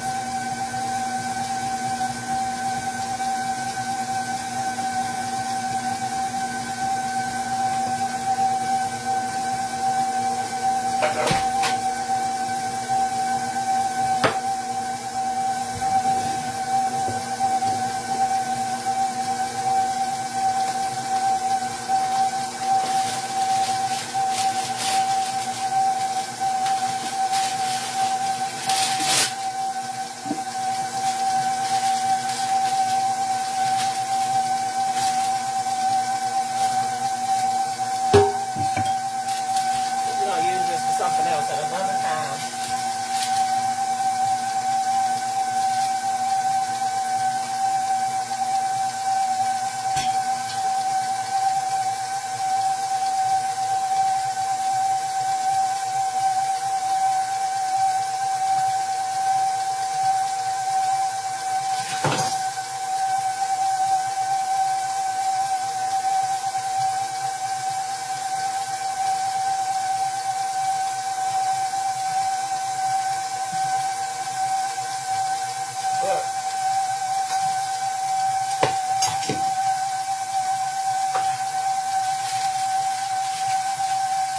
That's our cake.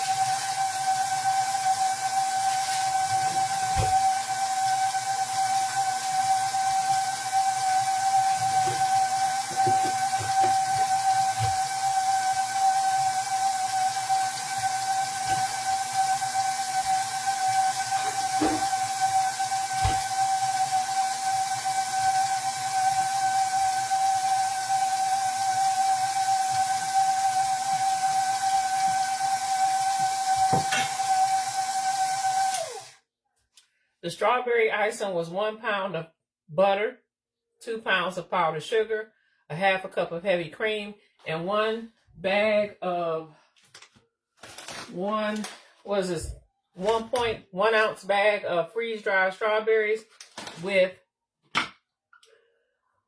a cap full of cake batter elixir, a cap full of cream cheese elixir, a cap full of butter vanilla elixir, and a little bit of pink food color. That's what it was. You can get all these elixirs at pkbakes.com and use my discount code Mama Safana if you haven't used it already. Look at our chocolate frosting. It is ready. And we can move right along with this.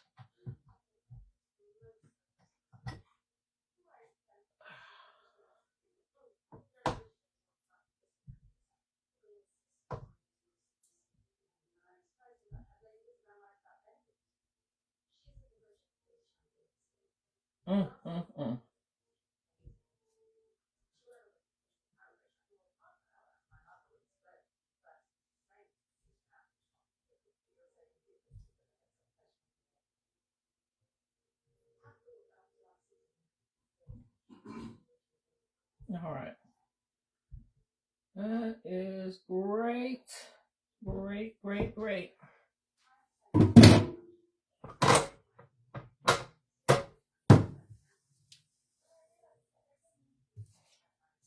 And again, you can let this go longer and get it lighter. I'm going to stop right here. This is perfect for piping. I know that it'll hold its shape and do what I need it to do. So now we can just finish what we started.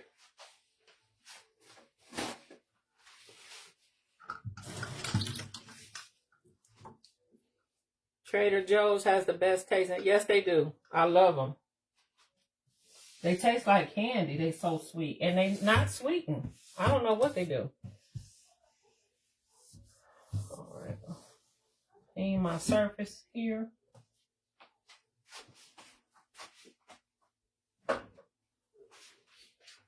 I want to make sure my work area is clean.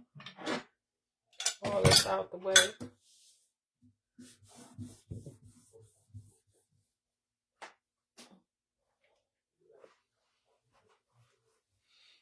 Y'all still with me?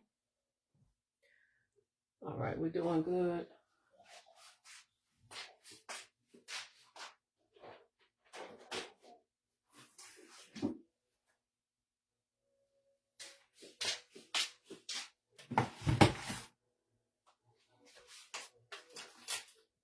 These boxes are just a little on the flimsy side, so I'm going to tape them because I want to make sure that they're good and secure.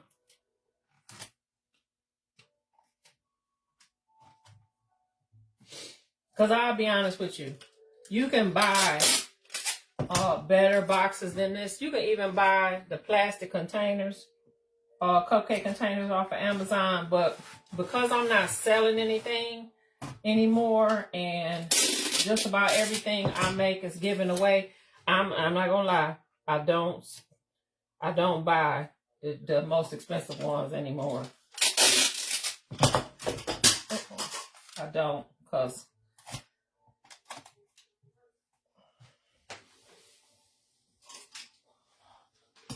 all right, so that looks a lot better now that has been. So let's get our piping bag.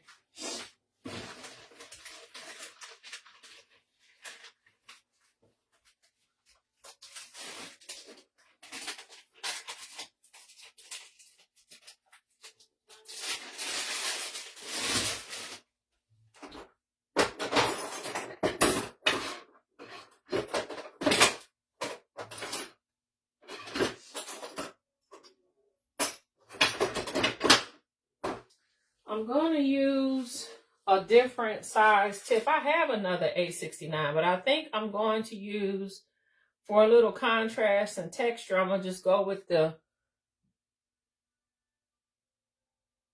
I thought this was a 1M, but this is 825. Where's my 1M at?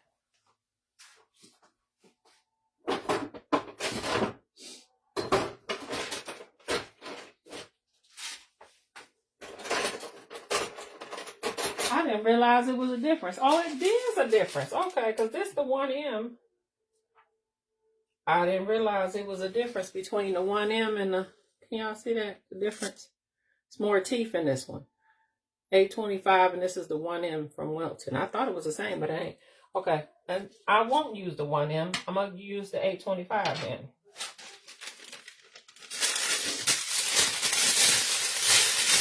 All right. I have not tried those from Target, but I have tried the ones from Sam's Club, and those are good as well. So I'm just putting my tip in the bag, and then I just need to cut it off, cut off the end, and push it through like that.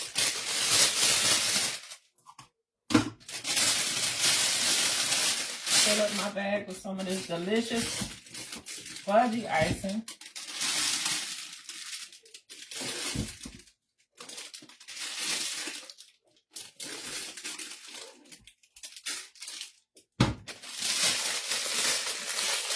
One end is the smallest. Yeah, I was surprised. Bring you down a little bit so y'all can see.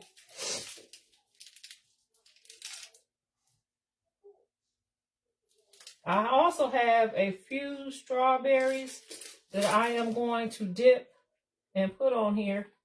Not every cupcake is getting a dipped strawberry because I don't have that many. But I'm just going to kind of randomly put them in the box. Like that.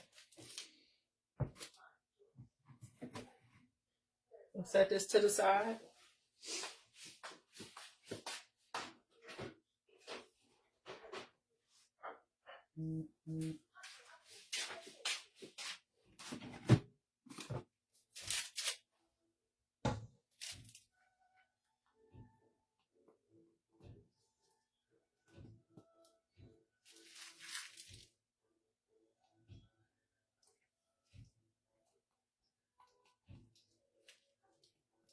And see how beautifully this pipes.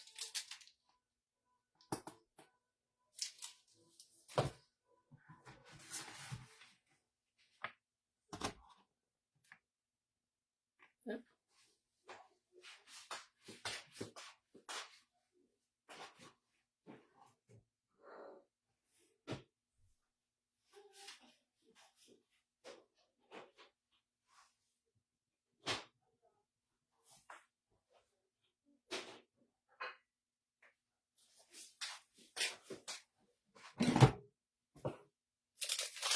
$8.25 is a tip. Yeah, this one is $8.25. The other one was $8.26 that I used for the strawberry.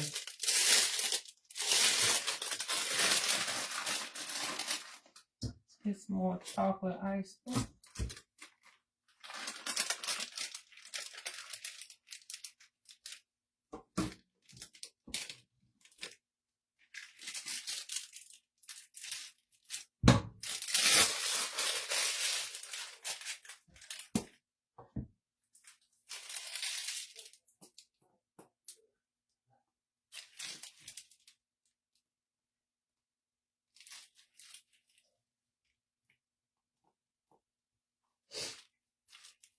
You never ice cupcakes. Is the apparatus reusable?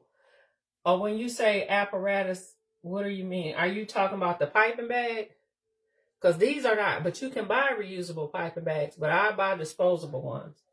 The tip itself, yes, you wash these. You do wash the tips and keep them. I forgot. You know what I forgot to do? I wanted to tape this box up like I did the other one. You really make things look easy. I just baked your 1950 cake. And again, it was a flop. Why? Why? That's one of the easiest recipes. You're going to tell me what you did. You might have been rushing it. Because that's the thing with pound cakes. If you are not used to making pound cakes, one of the biggest mistakes I find that people make is rushing it. They rush the mixing process. They try to rush the baking process because they don't really believe it take that long, but it do. The mixing process, you don't need to rush through that. Adding them eggs one at a time, you know, however many eggs it is a process. And people tend to rush it. I know even when I started making pound cakes, I was doing the same thing. And pound cake is one of them things that you need to make when you got some time on your hands, because you do not need to rush none of them steps. And it may be hard to gauge that when you're watching a video, because the video is sped up for, you know, for time's sake.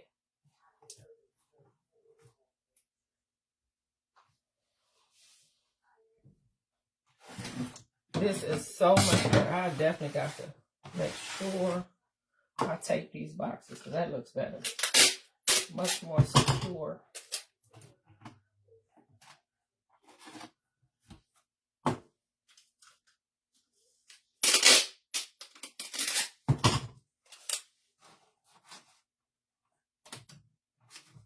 All right. Set this to the side.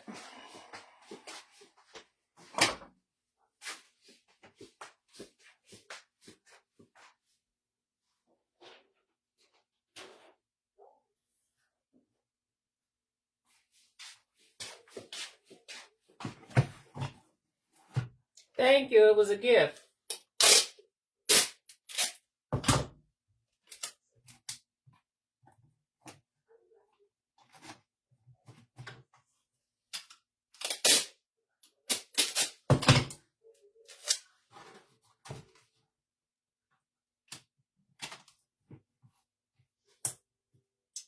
That ain't.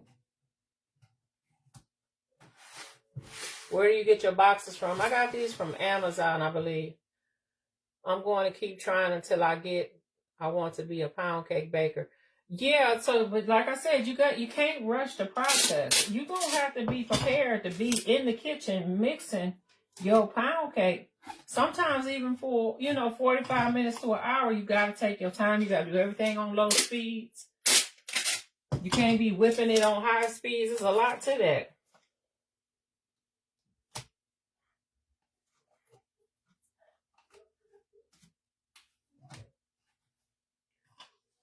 And so I do know that one of the biggest mistakes that I used to make was rushing the process. You cannot be impatient.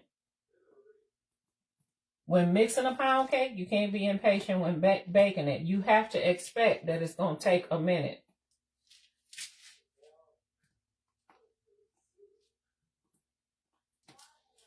All right. I think I need just a little bit more icing in this.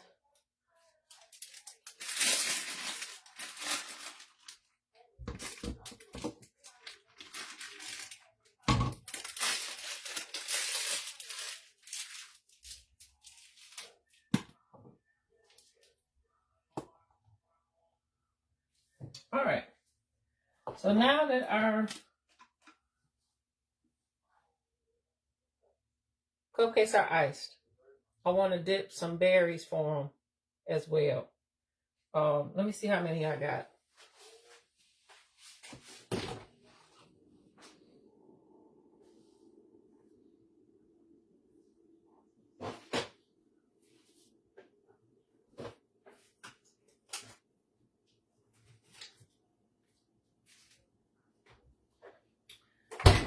I probably should have washed these ahead of time, but I'm going to put some raspberries on the chocolate ones and some strawberries on the strawberry ones.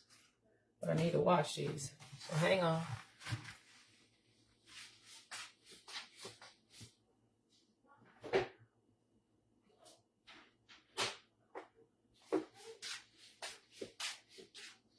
I got icing everywhere in this kitchen. Do you bake cakes on? I do bake cakes on Fahrenheit. I don't know anybody in America that does it on Celsius that I know of. I thought that was a European thing. I could be wrong. But I never knew anybody here in America to do it on Celsius. But what do I know? Don't like those.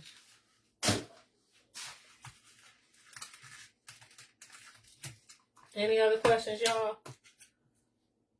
If I use a piping bag, I have icing all over my hands. You make it look easy. That's after years of doing it. And I'm not years. Try decades. Decades of doing it. Decades. Practice make perfect. You all know that. With anything you do, practice make perfect. You all know that. So I'm going to wash these berries. I'm going to set them to the side. Then I'm going to work on my strawberries. I am picking through them, though. I just want the prettiest and plumpest berries, since they are the only decoration that's going on the top. I don't want nothing that's smashed.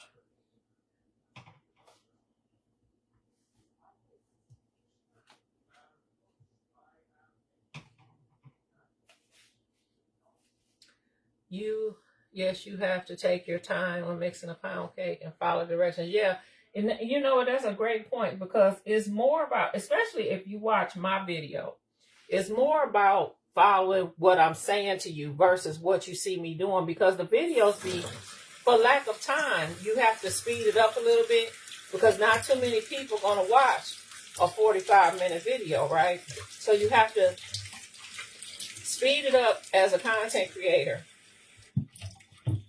But I'm going to definitely tell you what needs to be done. And that's the thing. So you got to listen and follow the directions.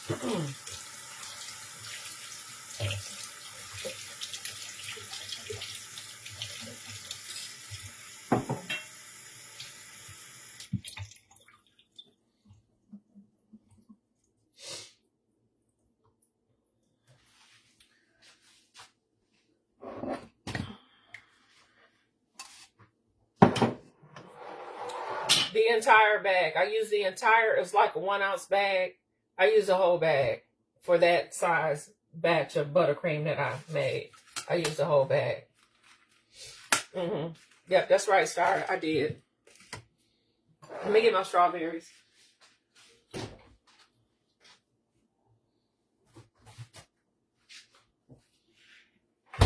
I only have a few of these strawberries. Only have a few, but I want to get rid of them, so I'm gonna go ahead and dip them anyhow.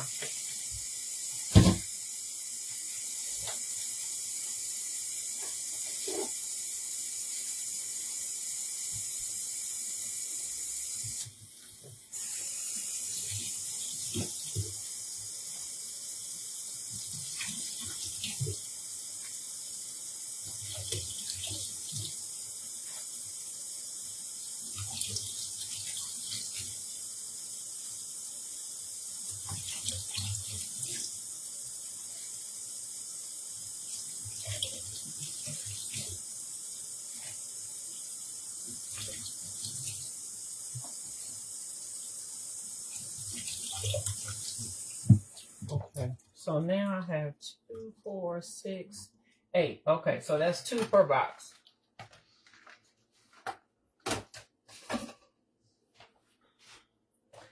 And I thought I didn't put a lot of cake batter in the pan, but it started overflowing and the edges burn. Overflowing. Well, 2 questions. What size cake pan did you use? And what kind of flour did you use? Because it shouldn't have overflowed like that.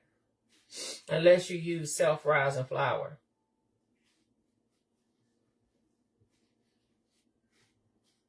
So that's what it sounds like. Let me see if I can look up that recipe. Let me see. Do I have that at my fingertips? Hang on. Let me see if I can find it. Let me see if I can find it.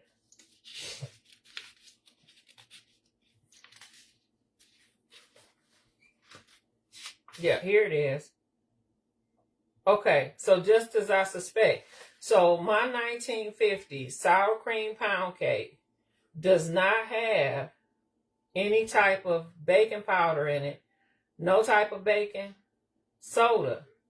Okay, not in mine. So that's why I said, you said white lily. Yeah, white lily, but what size bundt pan? Because they come in different sizes. And what kind of white lily? Was it all-purpose white lily or was it self-rising white lily? That's what we need to know. Because it should have just been all-purpose. All-purpose flour don't have no rising agents in it. And I didn't put any rising agents in my recipe. So when you tell me it overflowed, that sounds like you use some type of rising agent like baking powder or baking soda. You say it's all purpose, but did you add baking powder or baking soda to it? Because that's what it sounds like. If you're saying it overflowed, only cake batters I know that do that is with rising agents in it. And I'm looking at my recipe, my handwritten recipe here for that one. I do not have any rising agents in that one.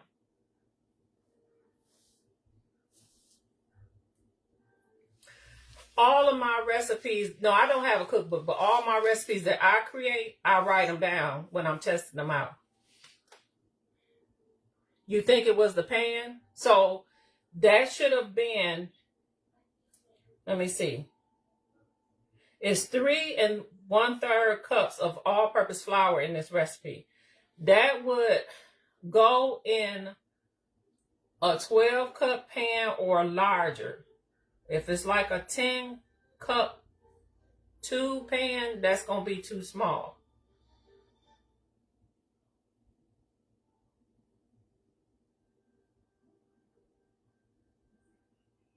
The recipe is 1 stick of butter, room temperature, 1 cup of shortening, 3 cups of sugar. Then you have your flavorings, 7 large room temperature eggs, 1 teaspoon of salt, 3 1/3 cups of all-purpose flour, and 1 cup of room temperature sour cream. That's the recipe. 10 cup. Oh, you said 10 cup. Yeah, that was gonna be too small.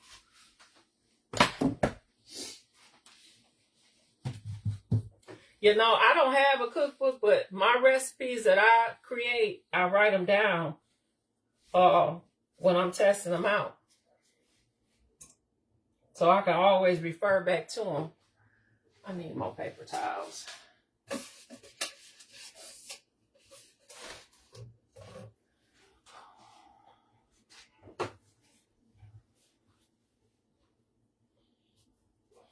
Then when you're telling me it burned like that, that almost sounds like, it just sounds like to me, it's so important to make sure that the batter, all components of this batter is thoroughly mixed. Like you can, even the bottom of the bowl batter got to be thoroughly incorporated with the rest of the flour, because then that batter at the bottom of the bowl, if it didn't get thoroughly incorporated with the rest of the batter, that batter will be thinner and that one will tend to burn. I've had it happen to me. I've had it happen to me because I didn't check that bottom of the bowl thoroughly. Thank you. Huh? Eventually, yeah.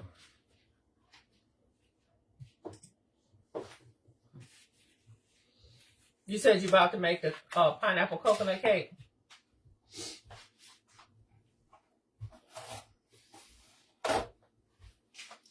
Lord, my husband just had to bring me some more paper towels because paper towels hate to see me coming in this kitchen. I promise you. I done went through them. But you got to make sure these berries are thoroughly dry before you dip them. Otherwise, it won't stick. Maybe that was the problem. I will try again this week. Take your time with it, Donna. That's what you got to do. I mean, you got to take your time. Don't rush it. It's supposed to take a minute to make a pound cake. It's supposed to take a minute to bake it. That's why no interruptions while baking. Exactly, Christy. Because I'm telling you, when I say that can happen, I don't care how seasoned of a baker you are, distractions can mess you all up, no matter who you are. Don't be coming in here talking to me. Don't be asking me no whole bunch of questions, when I'm trying to do stuff. Yeah, it's hard. Because that pound cake, and that's the thing, because the pound cakes is such little room for error because of the few ingredients that's in it, you got to be precise with it. You got to be precise with it. And you got to take your time. Like, I can't stress that enough. Like, you have to take your time. Mixing, you gonna stand here, for a good minute just doing them eggs one at a time and making sure that it's mixed before you add the next egg. Adding the next egg too soon can mess it up.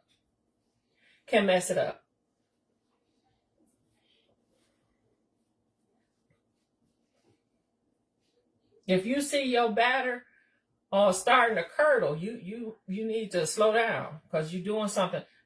Having everything room temperature. Very important. Very important. Like, you cannot skip on that. It's got to be all room temperature. Eggs, the sour cream in that recipe got to be at room temperature.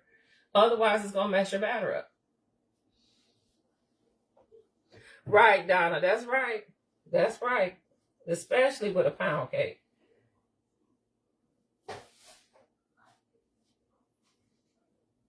It's funny how people take it for granted because it's written on paper, it seems simple.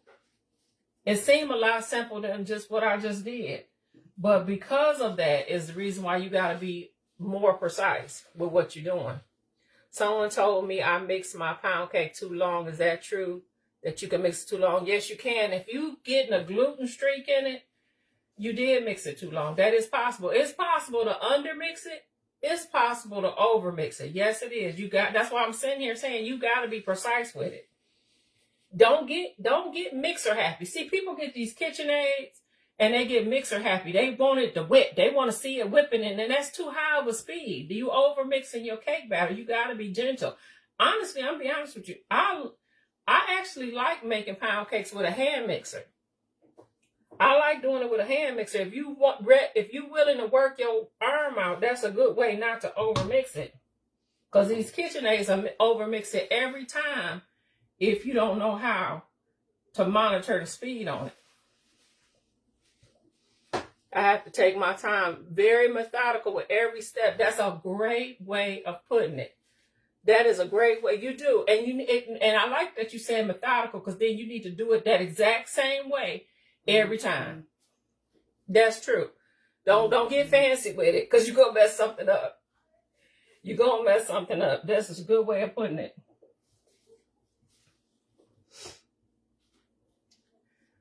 Exactly. Christy said she learned to use room temperature ingredients. I used to rush through the process. And that's what a lot of people do. They so ready for the results, they rush through the process, not realizing you about to mess something up. You done bought all this butter and eggs and about to mess the whole thing up because you're rushing it. I've done it. I know. I can speak on it because I've done it. I think everybody who's ever started making pound cakes have went through that at one point or another, where you get in your mind that you about to go in this kitchen and throw this pound cake together, but there's no such thing. There's no such thing as throwing a pound cake together. I personally, some people like to work at night. I personally have to do it early in the morning. Early in the morning before anybody else start moving around, before I get to doing anything else and get myself involved in any other projects, that's the best time for me to make pound cakes. For some people, it's late at night.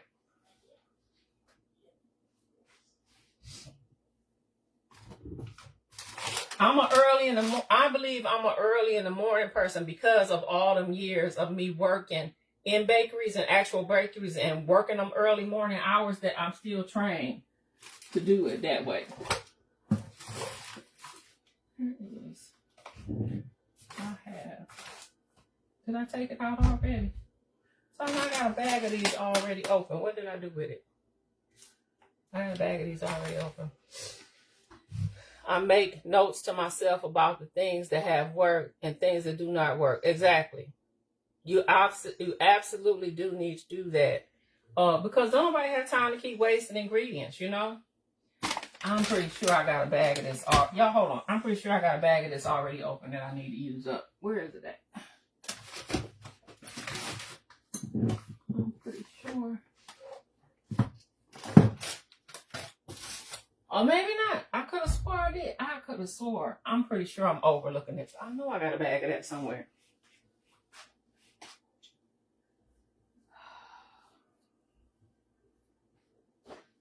Maybe not. I'm stumped because I could have swore I had a bag of these already open.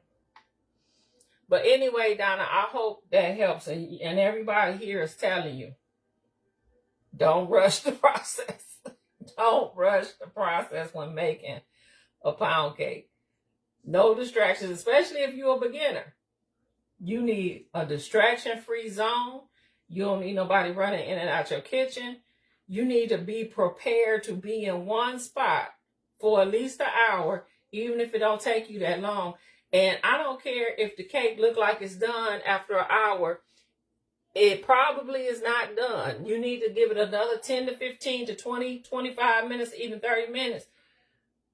Because it could look like it's done after an hour. Then when you pull it out the oven, it's going to fall because it wasn't done yet. It wasn't done yet. I've done that too. I could have swore I had a thing of these open. I could have swore I had. Okay. I knew I wasn't crazy. All right. What do we want to dip this in? What do I want to use? I'm going to use a coffee cup. I'm going to use a coffee cup.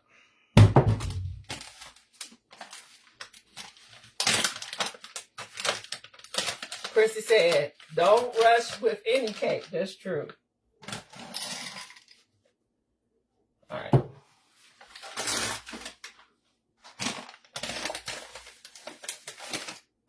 I'm using just the Ghirardelli dark chocolate. I'm just going to melt it per directions and I'm going to dip my strawberries in it.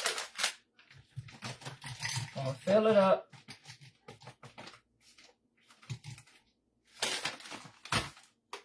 And these are just going to be used. Like I said, I only got enough for 2 in a box, so I'm going to randomly place them. Then we're going to do the raspberries, and then we'll be done. My husband gets the dirtiest look for trying to enter the kitchen while I'm working on the cake. Lee, honey, don't they all? Really? Because we cannot.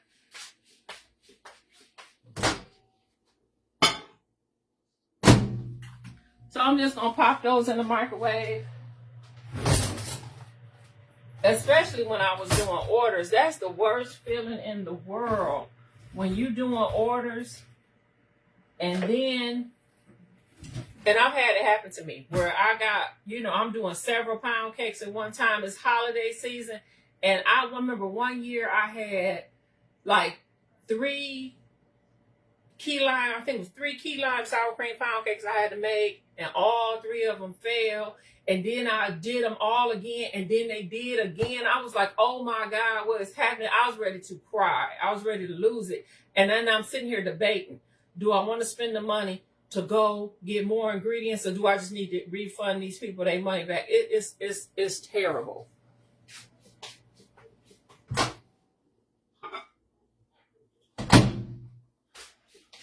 Let me stir this chocolate.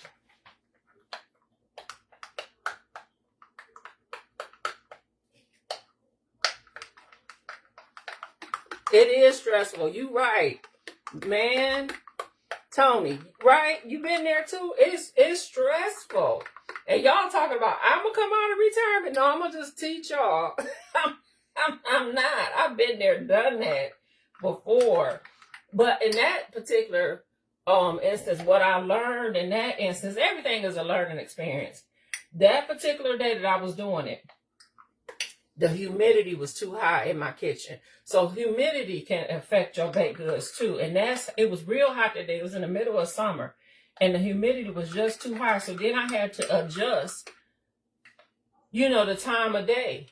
I needed to get up and bake those. In the middle of summer, I needed to get up and bake those before the sun came up. Because it was too hot in my kitchen. Even though the air was on, the humidity was way too much. So everything be a learning experience, that's for sure. Why does still feel wet to me?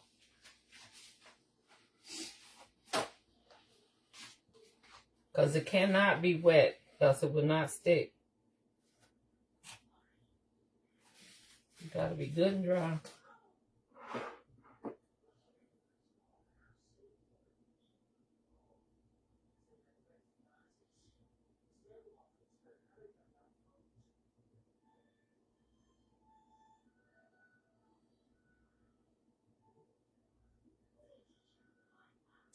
One thing that's good about this time of year is that you can get the ones with the long stems at the grocery store.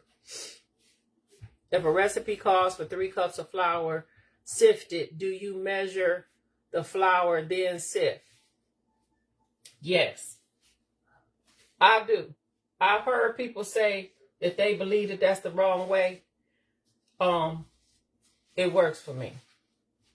I carefully measure my flour because you don't want to scoop your flour. That's one thing. So I'm always, and you can see it in my video when I do show it, I'm always carefully measuring my flour, and then I go on and sift it. Because to me, once I've taken the time to carefully measure my flour, that is accurate. That is accurate. That's my 3 cups. I think if I was to do it the other way, now I'm not sure that I got 3 cups anymore.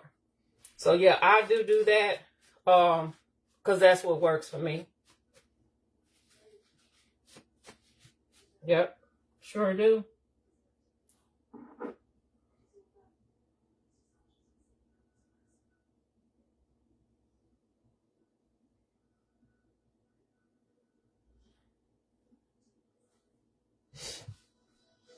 Yeah, even humidity, Donna. It's a lot with these cakes because it's all science. It's all basically a chemistry class when you come in this kitchen and bake anything. So it's a lot of things that can affect it. A lot of things that can affect it. You have to be mindful of that. That's why you can't that's why it kills me when people think that they can just go in the kitchen without proper instruction. When they refuse to watch my video, they want a written recipe. No, they're not a real baker.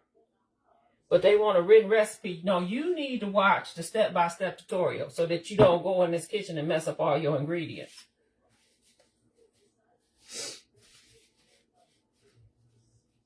You're welcome, Janet. I'm going to have to melt me some more chocolate here because I'm getting low. Throw some more in here.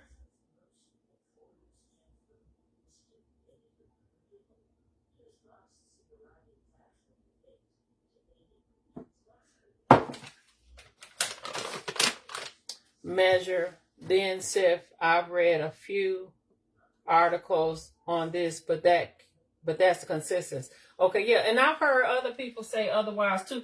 But like I said, you get to a point where you just realize what works for you. What works for you. And if I know that I'm carefully measuring my flour to begin with, I actually had somebody say that on one of my posts, yell it at me because, they put it in all caps. You're supposed to, sift, measure after sifting is what they said. I just deleted it because if that's what you want to do, you do it. Don't tell me what to do in my kitchen.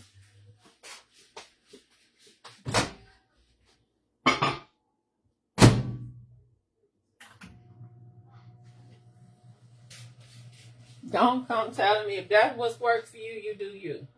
I have to watch a video, but it still didn't work for me. User error. Practice makes perfect. It's your choice. Yeah, it definitely is, Tony.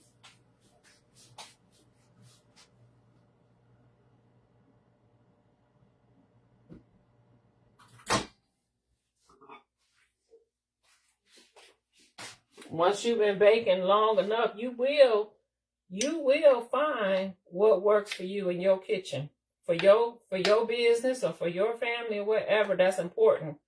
I would never argue with nobody about their technique because you have to work. I'll give you a good example.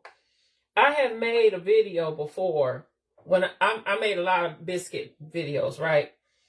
And the first biscuit video that I made that went viral was me cutting the butter and cutting the butter into the flour with my hands.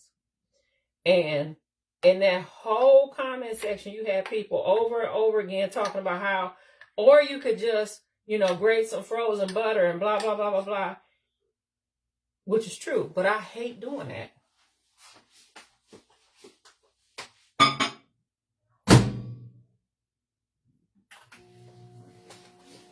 So I finally made a video for the people who wanted, grating the frozen butter, but I promise you, I hate doing that.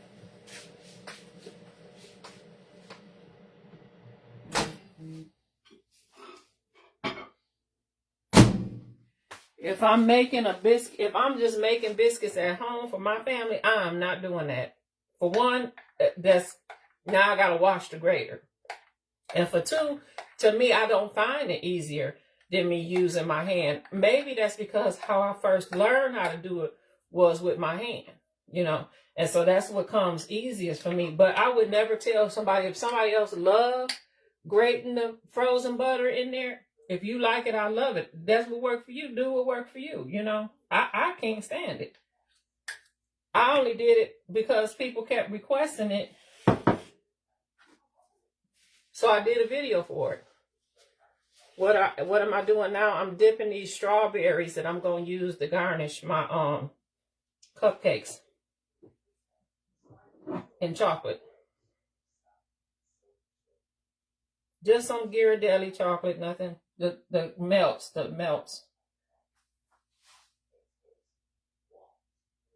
Nothing, no big deal. I use my hand like my grandmother taught me. Yeah.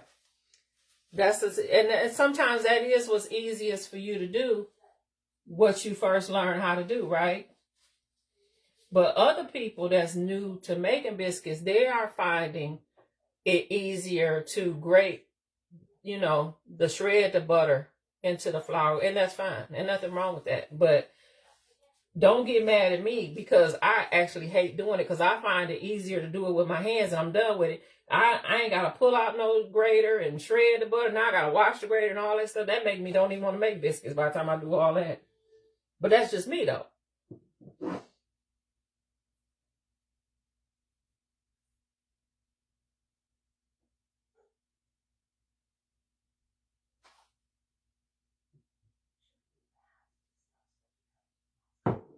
I'm trying so hard not to make a mess doing this.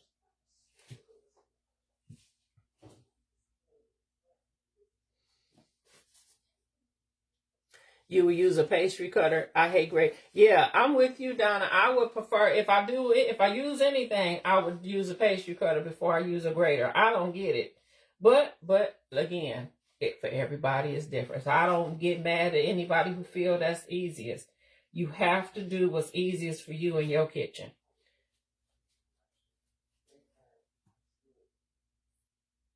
For me personally, just me overall, the less gadgets I have to use, the better. Because that's just I believe that's just my bakery background. The less gadgets I have to use, the better. If I got to pull out every gadget in my kitchen just to accomplish one goal, I might not do nothing. Oh, that's too close to that one. Oh no, that's too close.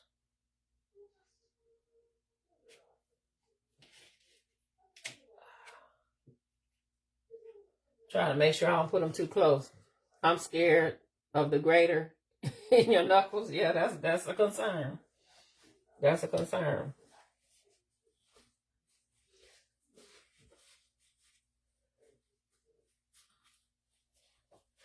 But you know what the thing of it is a lot of times when I first learned how to bake, when I was a young mother, I didn't have the money for a whole lot of gadgets. So you just learn to accomplish what you need to accomplish without all the best gadgets. You know, like mixing a pound cake by hand or just using a simple hand mixer because that's all you had. Like I didn't have all these gadgets when I first started. I tasted my pound cake. Really love the almond. Yeah, I like almond and pound cakes. There's a lot of people not a fan, but I like it. To me, almond and pound cake to me is like one of the original pound cake flavors. It's like that's old school, but a lot of people not a fan.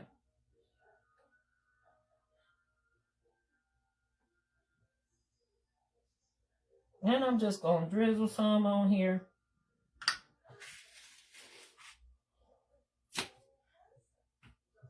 These are gonna dry.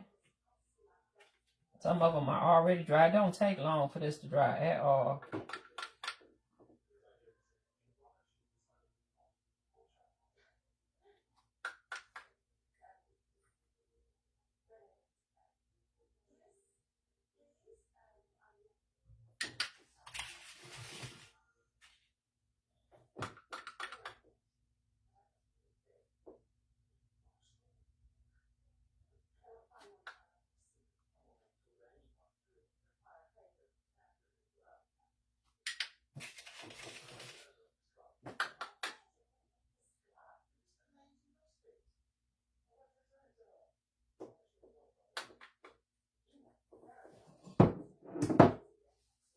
Thank you for the stars, Kim.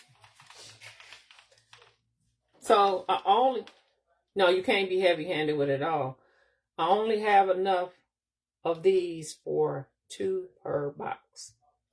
So they will be randomly placed. I'm gonna let them sit. We're gonna put the raspberries on the remainder.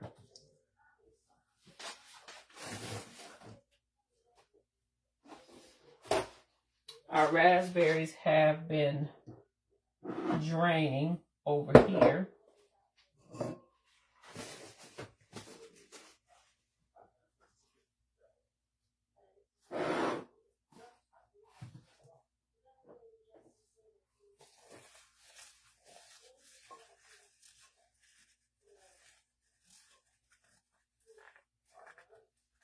Oh, you've been watching me the whole time? Well, thank you. You're a trooper.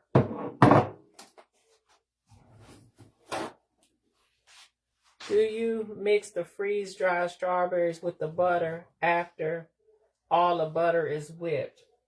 So, if I'm not mistaken, I do like to put it in with the butter before the powdered sugar because it kind of hydrates them.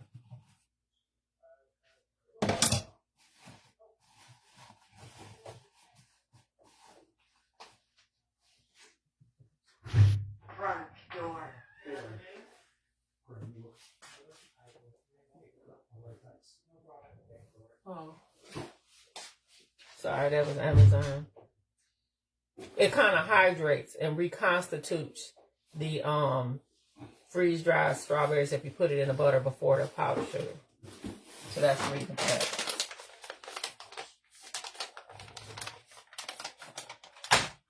I ain't never known Amazon to ring the doorbell. I mean, I like it, but that must be something new they doing. You ready for this again? Yeah.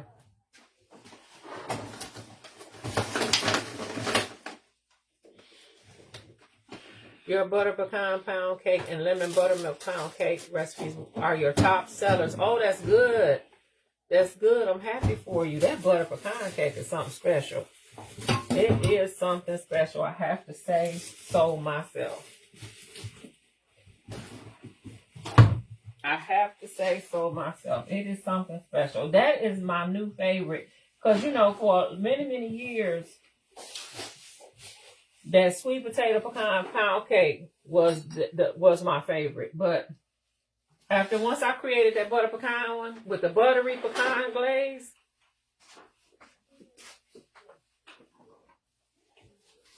all right, so let's see. We got our raspberries. I want to make sure they was nice and dry, and I'm just going to top them.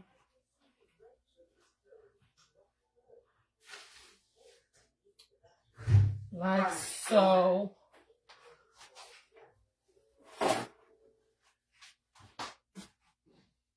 Y'all all with me? Let's get you in here. Again, making sure that your raspberries are good and dry so that they don't bleed on the cupcakes. And see, you be thinking they dry until you put them on a paper towel. You start seeing that let you know it went all the way dry.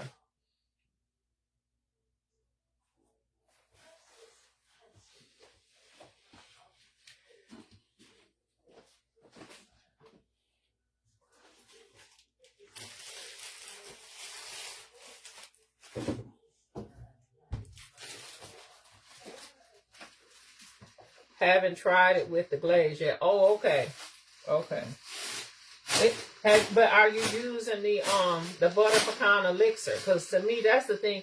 The butter pecan elixir from pkbakes.com. That is the thing that make it taste like butter pecan ice cream. Like take it to a whole nother level. That is the thing that to me sets it apart from any other butter pecan cake that you can make, is adding that elixir.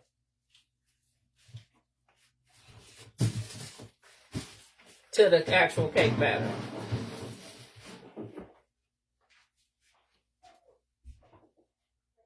Because to me, without that elixir, like anybody can take some toasted pecans and put it in a cake batter and say, oh, I made a butter pecan cake, because the cake batter got butter in it and you added some pecans. But when you add that butter pecan elixir, it really do take the flavor to a whole nother level. You think you are having butter pecan ice cream. And that's why I like it so. Okay, so now that I got my raspberries on, can y'all see that? I only got two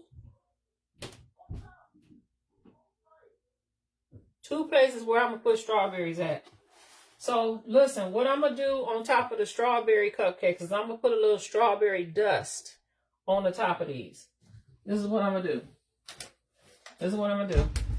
And then I only got 2 strawberries per box that I can randomly put. I got my little sifter here. Little strawberry dust. Take some freeze-dried strawberries. And right over my strawberry cupcake, we will intensify the strawberry flavor with a little strawberry dust right on top.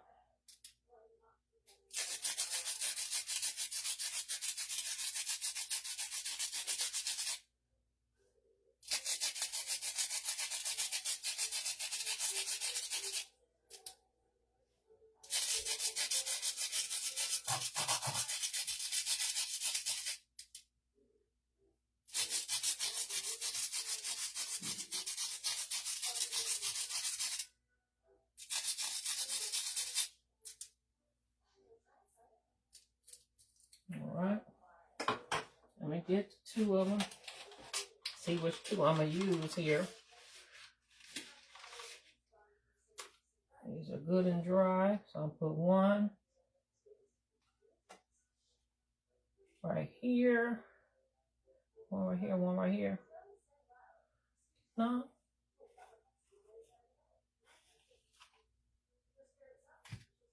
Nope. fell. Yeah. And this is our box. What y'all think? What you think? Box number 1, we got 3 more to go.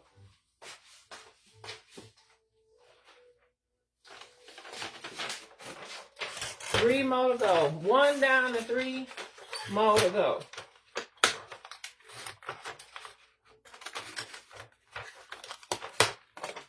Is that a special order for someone? Now, I don't take orders, but my son needed some cupcakes to take to his job tomorrow for a little thing that they having. So I will do special favors, but honey, I don't do orders. I don't do orders. So this is a donation, if you will. A donation. I'm going to take this shut so that it's easier for him to transport. They can always cut it open when they get to the school.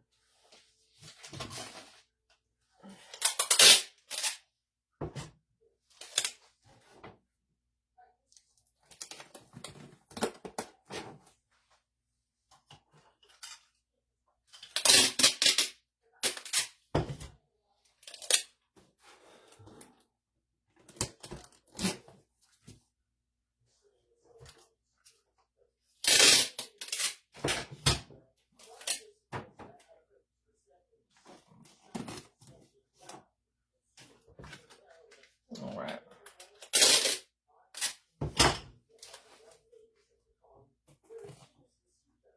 One down and 3 more to go. So my cake is cooled now, and when I push on the middle, it springs back like a sponge. All right. That's done.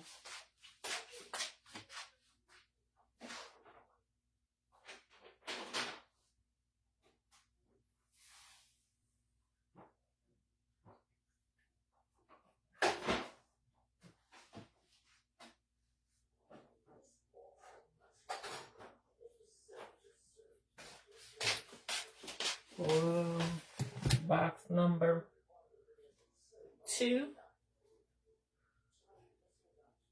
So if only knew the preparation and what all it took. Right, and that's why for people who are selling cakes, that's why they always say charge what you're worth, because it's so much to doing this little stuff.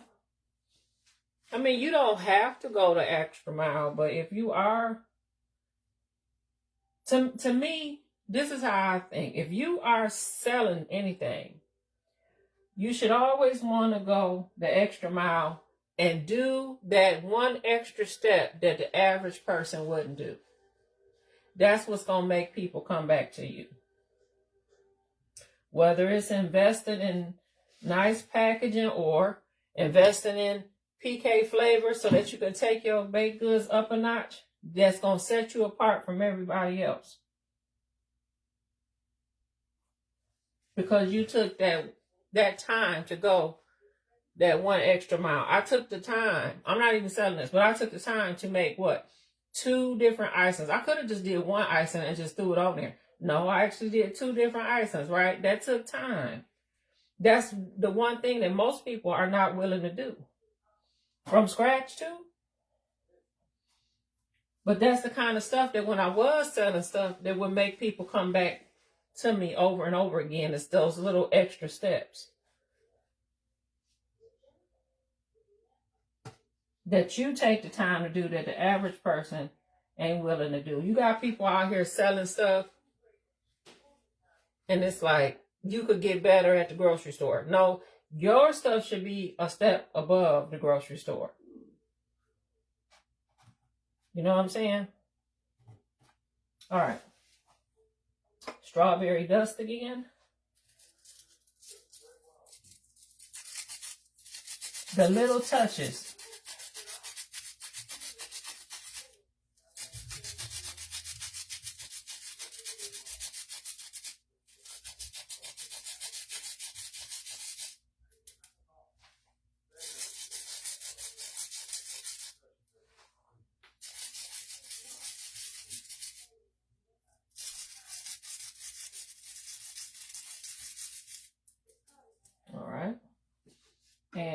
couple of chocolate strawberries. Also, you don't want to put the chocolate strawberries in the refrigerator. Your son's chest is going to stick out when people give you all the accolades. They've gotten my stuff before, so I think they expecting it. Because when I did that strawberry cake that I posted, that's where it went. That's where it went, was to his job. Which he doing me a favor. He doing me a favor by taking the stuff, because I can still create my content like I want to and not have to worry about nothing going to waste. And that was my whole thing that I was worried about when I stopped working. Because before, when I was working, I just used to take everything to my job. And of course, they was happy to get it.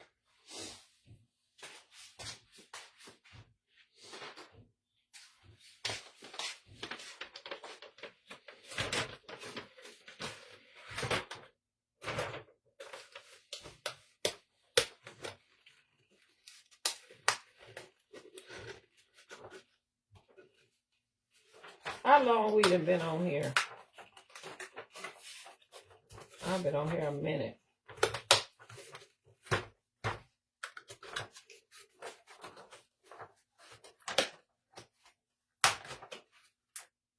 They gonna fight over the strawberry ones?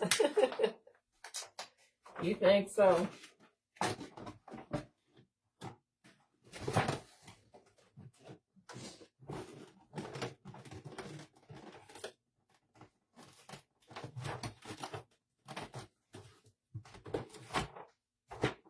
All right.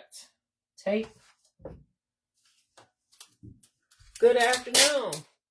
I stopped. They wanted free, never purchased. Oh, you can't do that.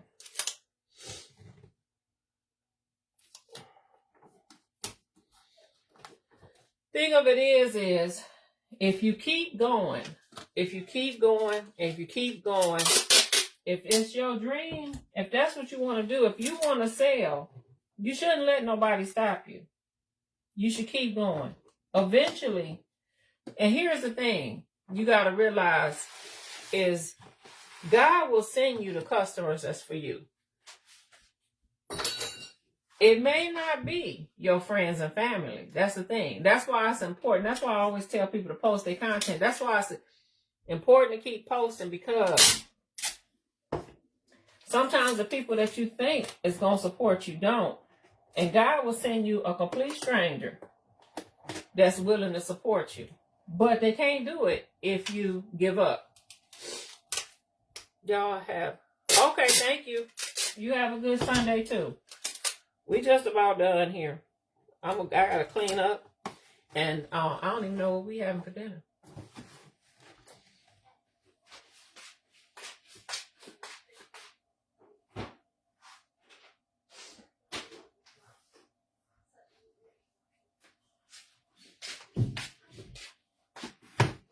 Well, we moving right along here. Yeah, don't let nobody stop you.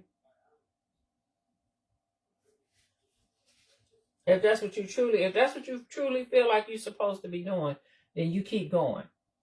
You keep going. I mean, I went through times. I remember when I was wanting to sell and nobody was buying from me. I went through that. You know, I kept posting. And before you know it, I had people reaching out to me that I had never met before in my life. And that's what you want. Make something quick, yeah. I might order some pizza. I actually have a roast in there. I was supposed to be making the roast. I may still do it. On the stove top. I may. You stay busy with your clients. That's good. That's a blessing. That's a blessing. I remember those days as well. It was so much fun, though. I will say it was so much fun around the holiday time, and I would, like Thanksgiving, I would make extra stuff. I don't know if y'all do it, but I would make extra stuff and keep it in my freezer because I would always have somebody that want to know, do you have any more sweet potato pies? Or do you have any, they didn't wait until the last minute. So I would tell them, well, in my freezer, I got this, and that.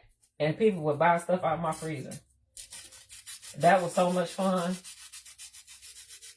Christmas Eve, stuff like that. People waited to the last minute.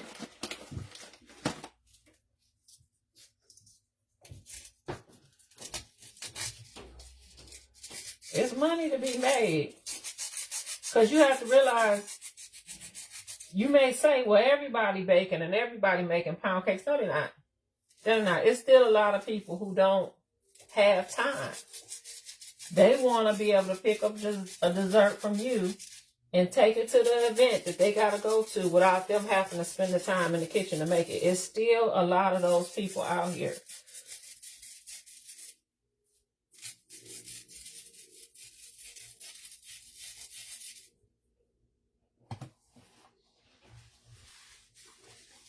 You had them covered. That's great. Yeah, I did. I made sure of it.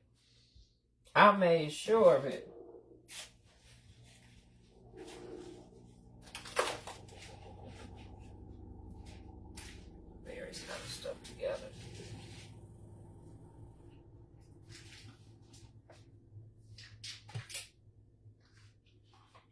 Let me get the top.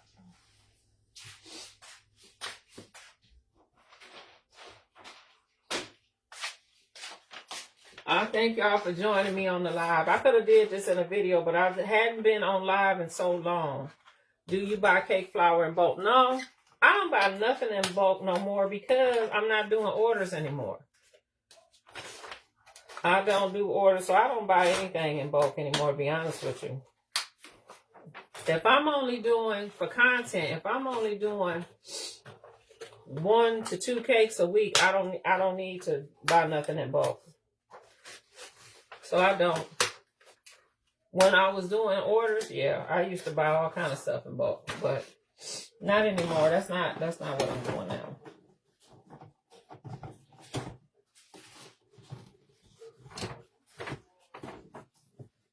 Tape.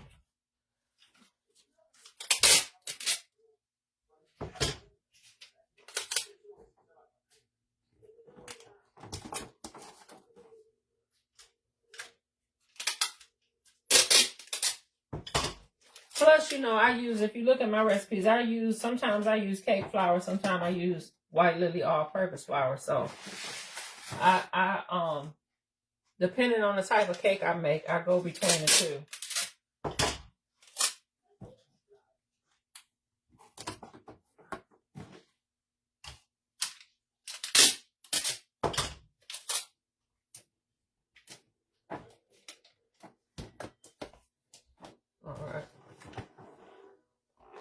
See? Y'all see it?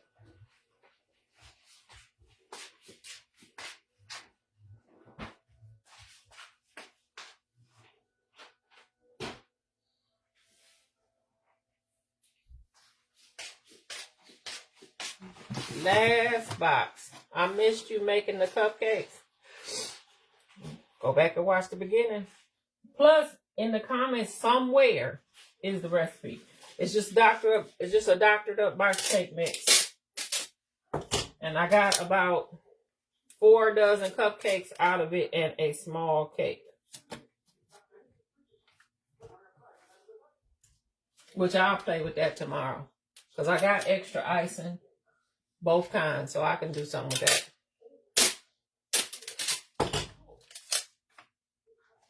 That'll be for another day. When I get this done, I'm going to get this kitchen cleaned up and then try to figure out what we're going to do for dinner.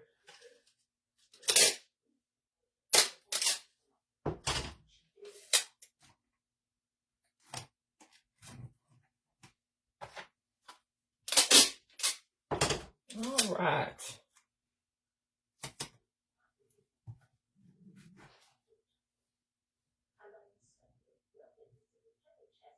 Absolutely, Pat. Absolutely.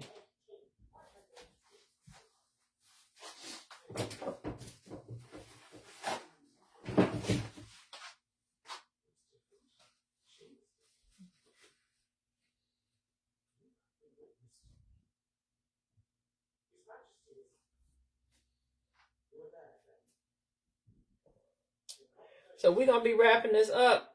If y'all have any other questions, now is the time to get your questions in.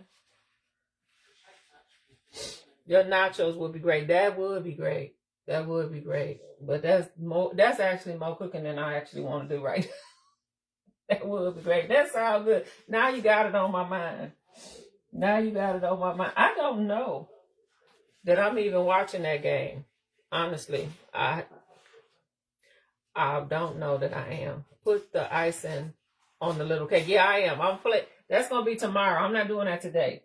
I'm gonna wrap all that up, and I will play with that cake tomorrow.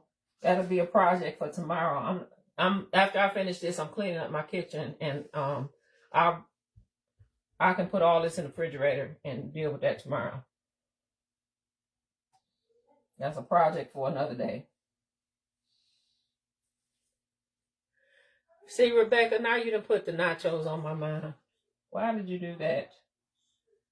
Why did you do that to me? I got that roast in there too, because pot roast nachos is good too. I got that roast in there. I could have did that.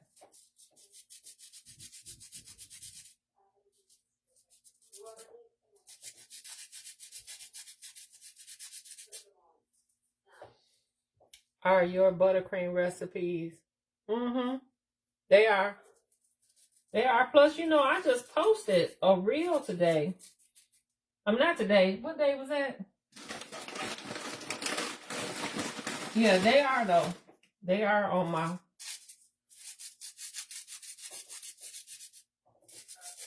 my YouTube channel.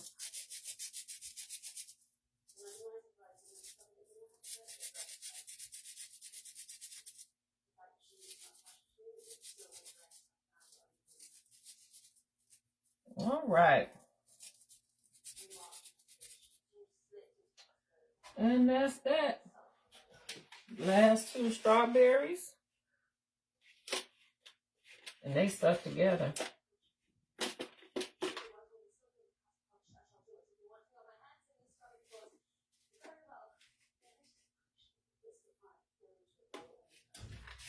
Get rid of that.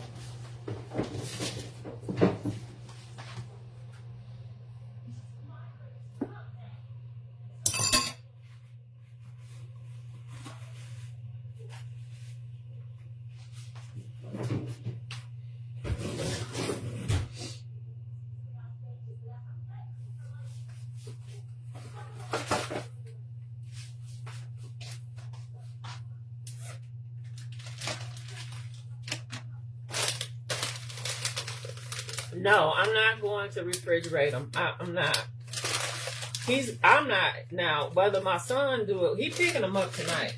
And I'm probably going to tell him, just keep them in the car till he, because they'll be fine in the car. They got them all No, I'm not refrigerating them. My son getting ready to pick these up in another hour or so.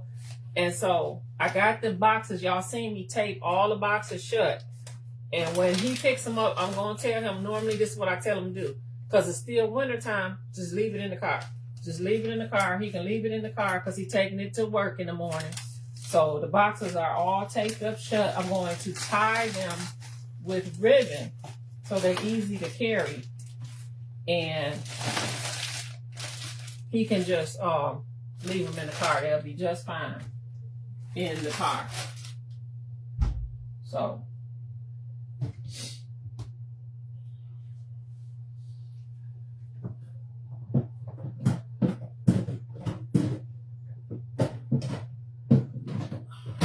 you know what?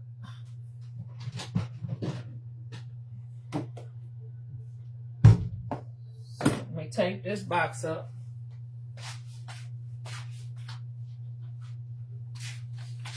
And then what I do is I normally will take two boxes together. And then I'm going to tie it with ribbon so it's easy for him to carry. That's how I do.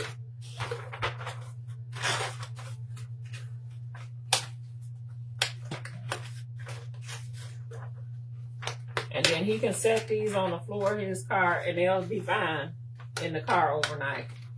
Because I got them all taped together. You're welcome. Thank you for joining me today. No, these are not. And just in general, buttercream generally does not have to be refrigerated. You know that, right?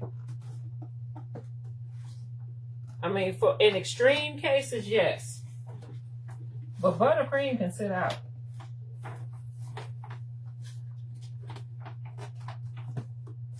All right, get my tape. Because y'all seen me, I tape every single one of these boxes I've done. I've taped them shut.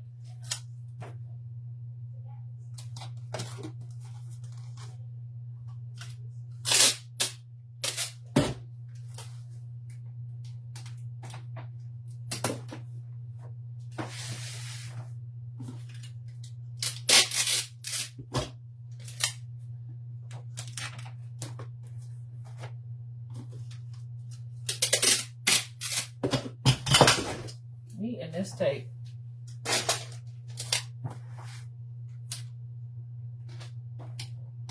All right, so that's tape shut. Now, what I'll do is I'll take this box with another box, tape both of them together, and then tie it with ribbon so they're easy to carry. Let me know if y'all want to see that.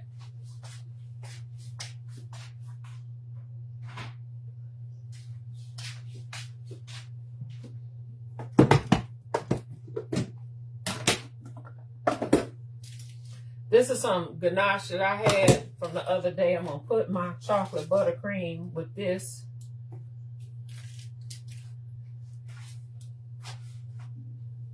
Where is my scissors at? Oh. Cut this bag.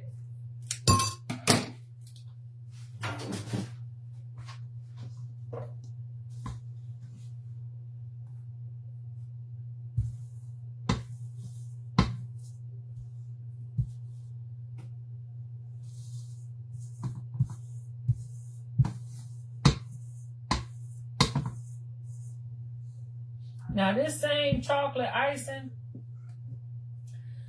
mind you, I made this stiff for piping, right? But if you wanted a silkier, you could use the same recipe that I gave you and use melted butter. Do you freeze leftover buttercream? If I'm not going to use it in the next couple of days, I will freeze it. I'm going to probably use this, so I won't need to freeze it. But yeah, if I'm not going to use it in the next couple of days, definitely you can freeze it for months. This is going to go in the refrigerator because I got some more projects to do, so I'm probably going to use it.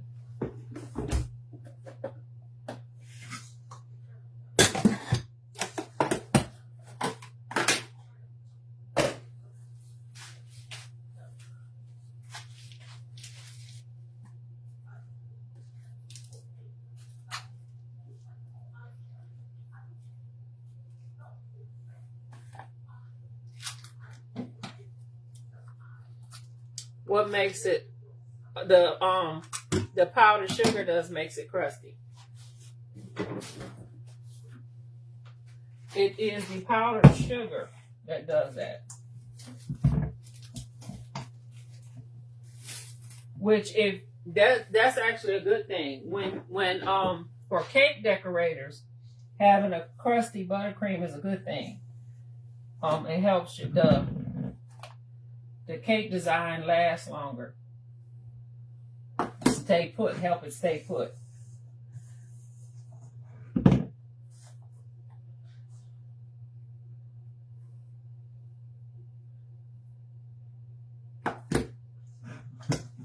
A crust and buttercream is one of those things that, if somebody accidentally bump it, it might not mess it up when it's got that crust on it. So cake decorators love it for the purpose of decorating cakes.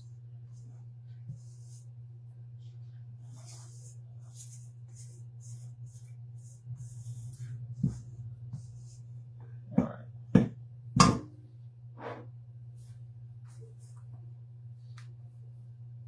You too, Janet. You have a great Valentine's Day as well.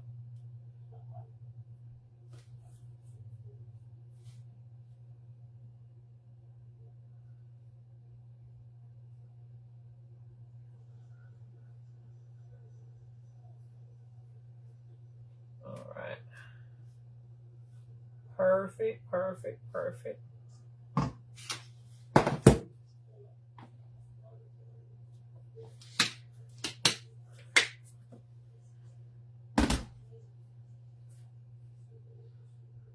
Well, I appreciate y'all hanging in there with me. I'm going to go ahead and finish cleaning up. And y'all have a wonderful day. Thank you for all the stars. And don't forget to share this video.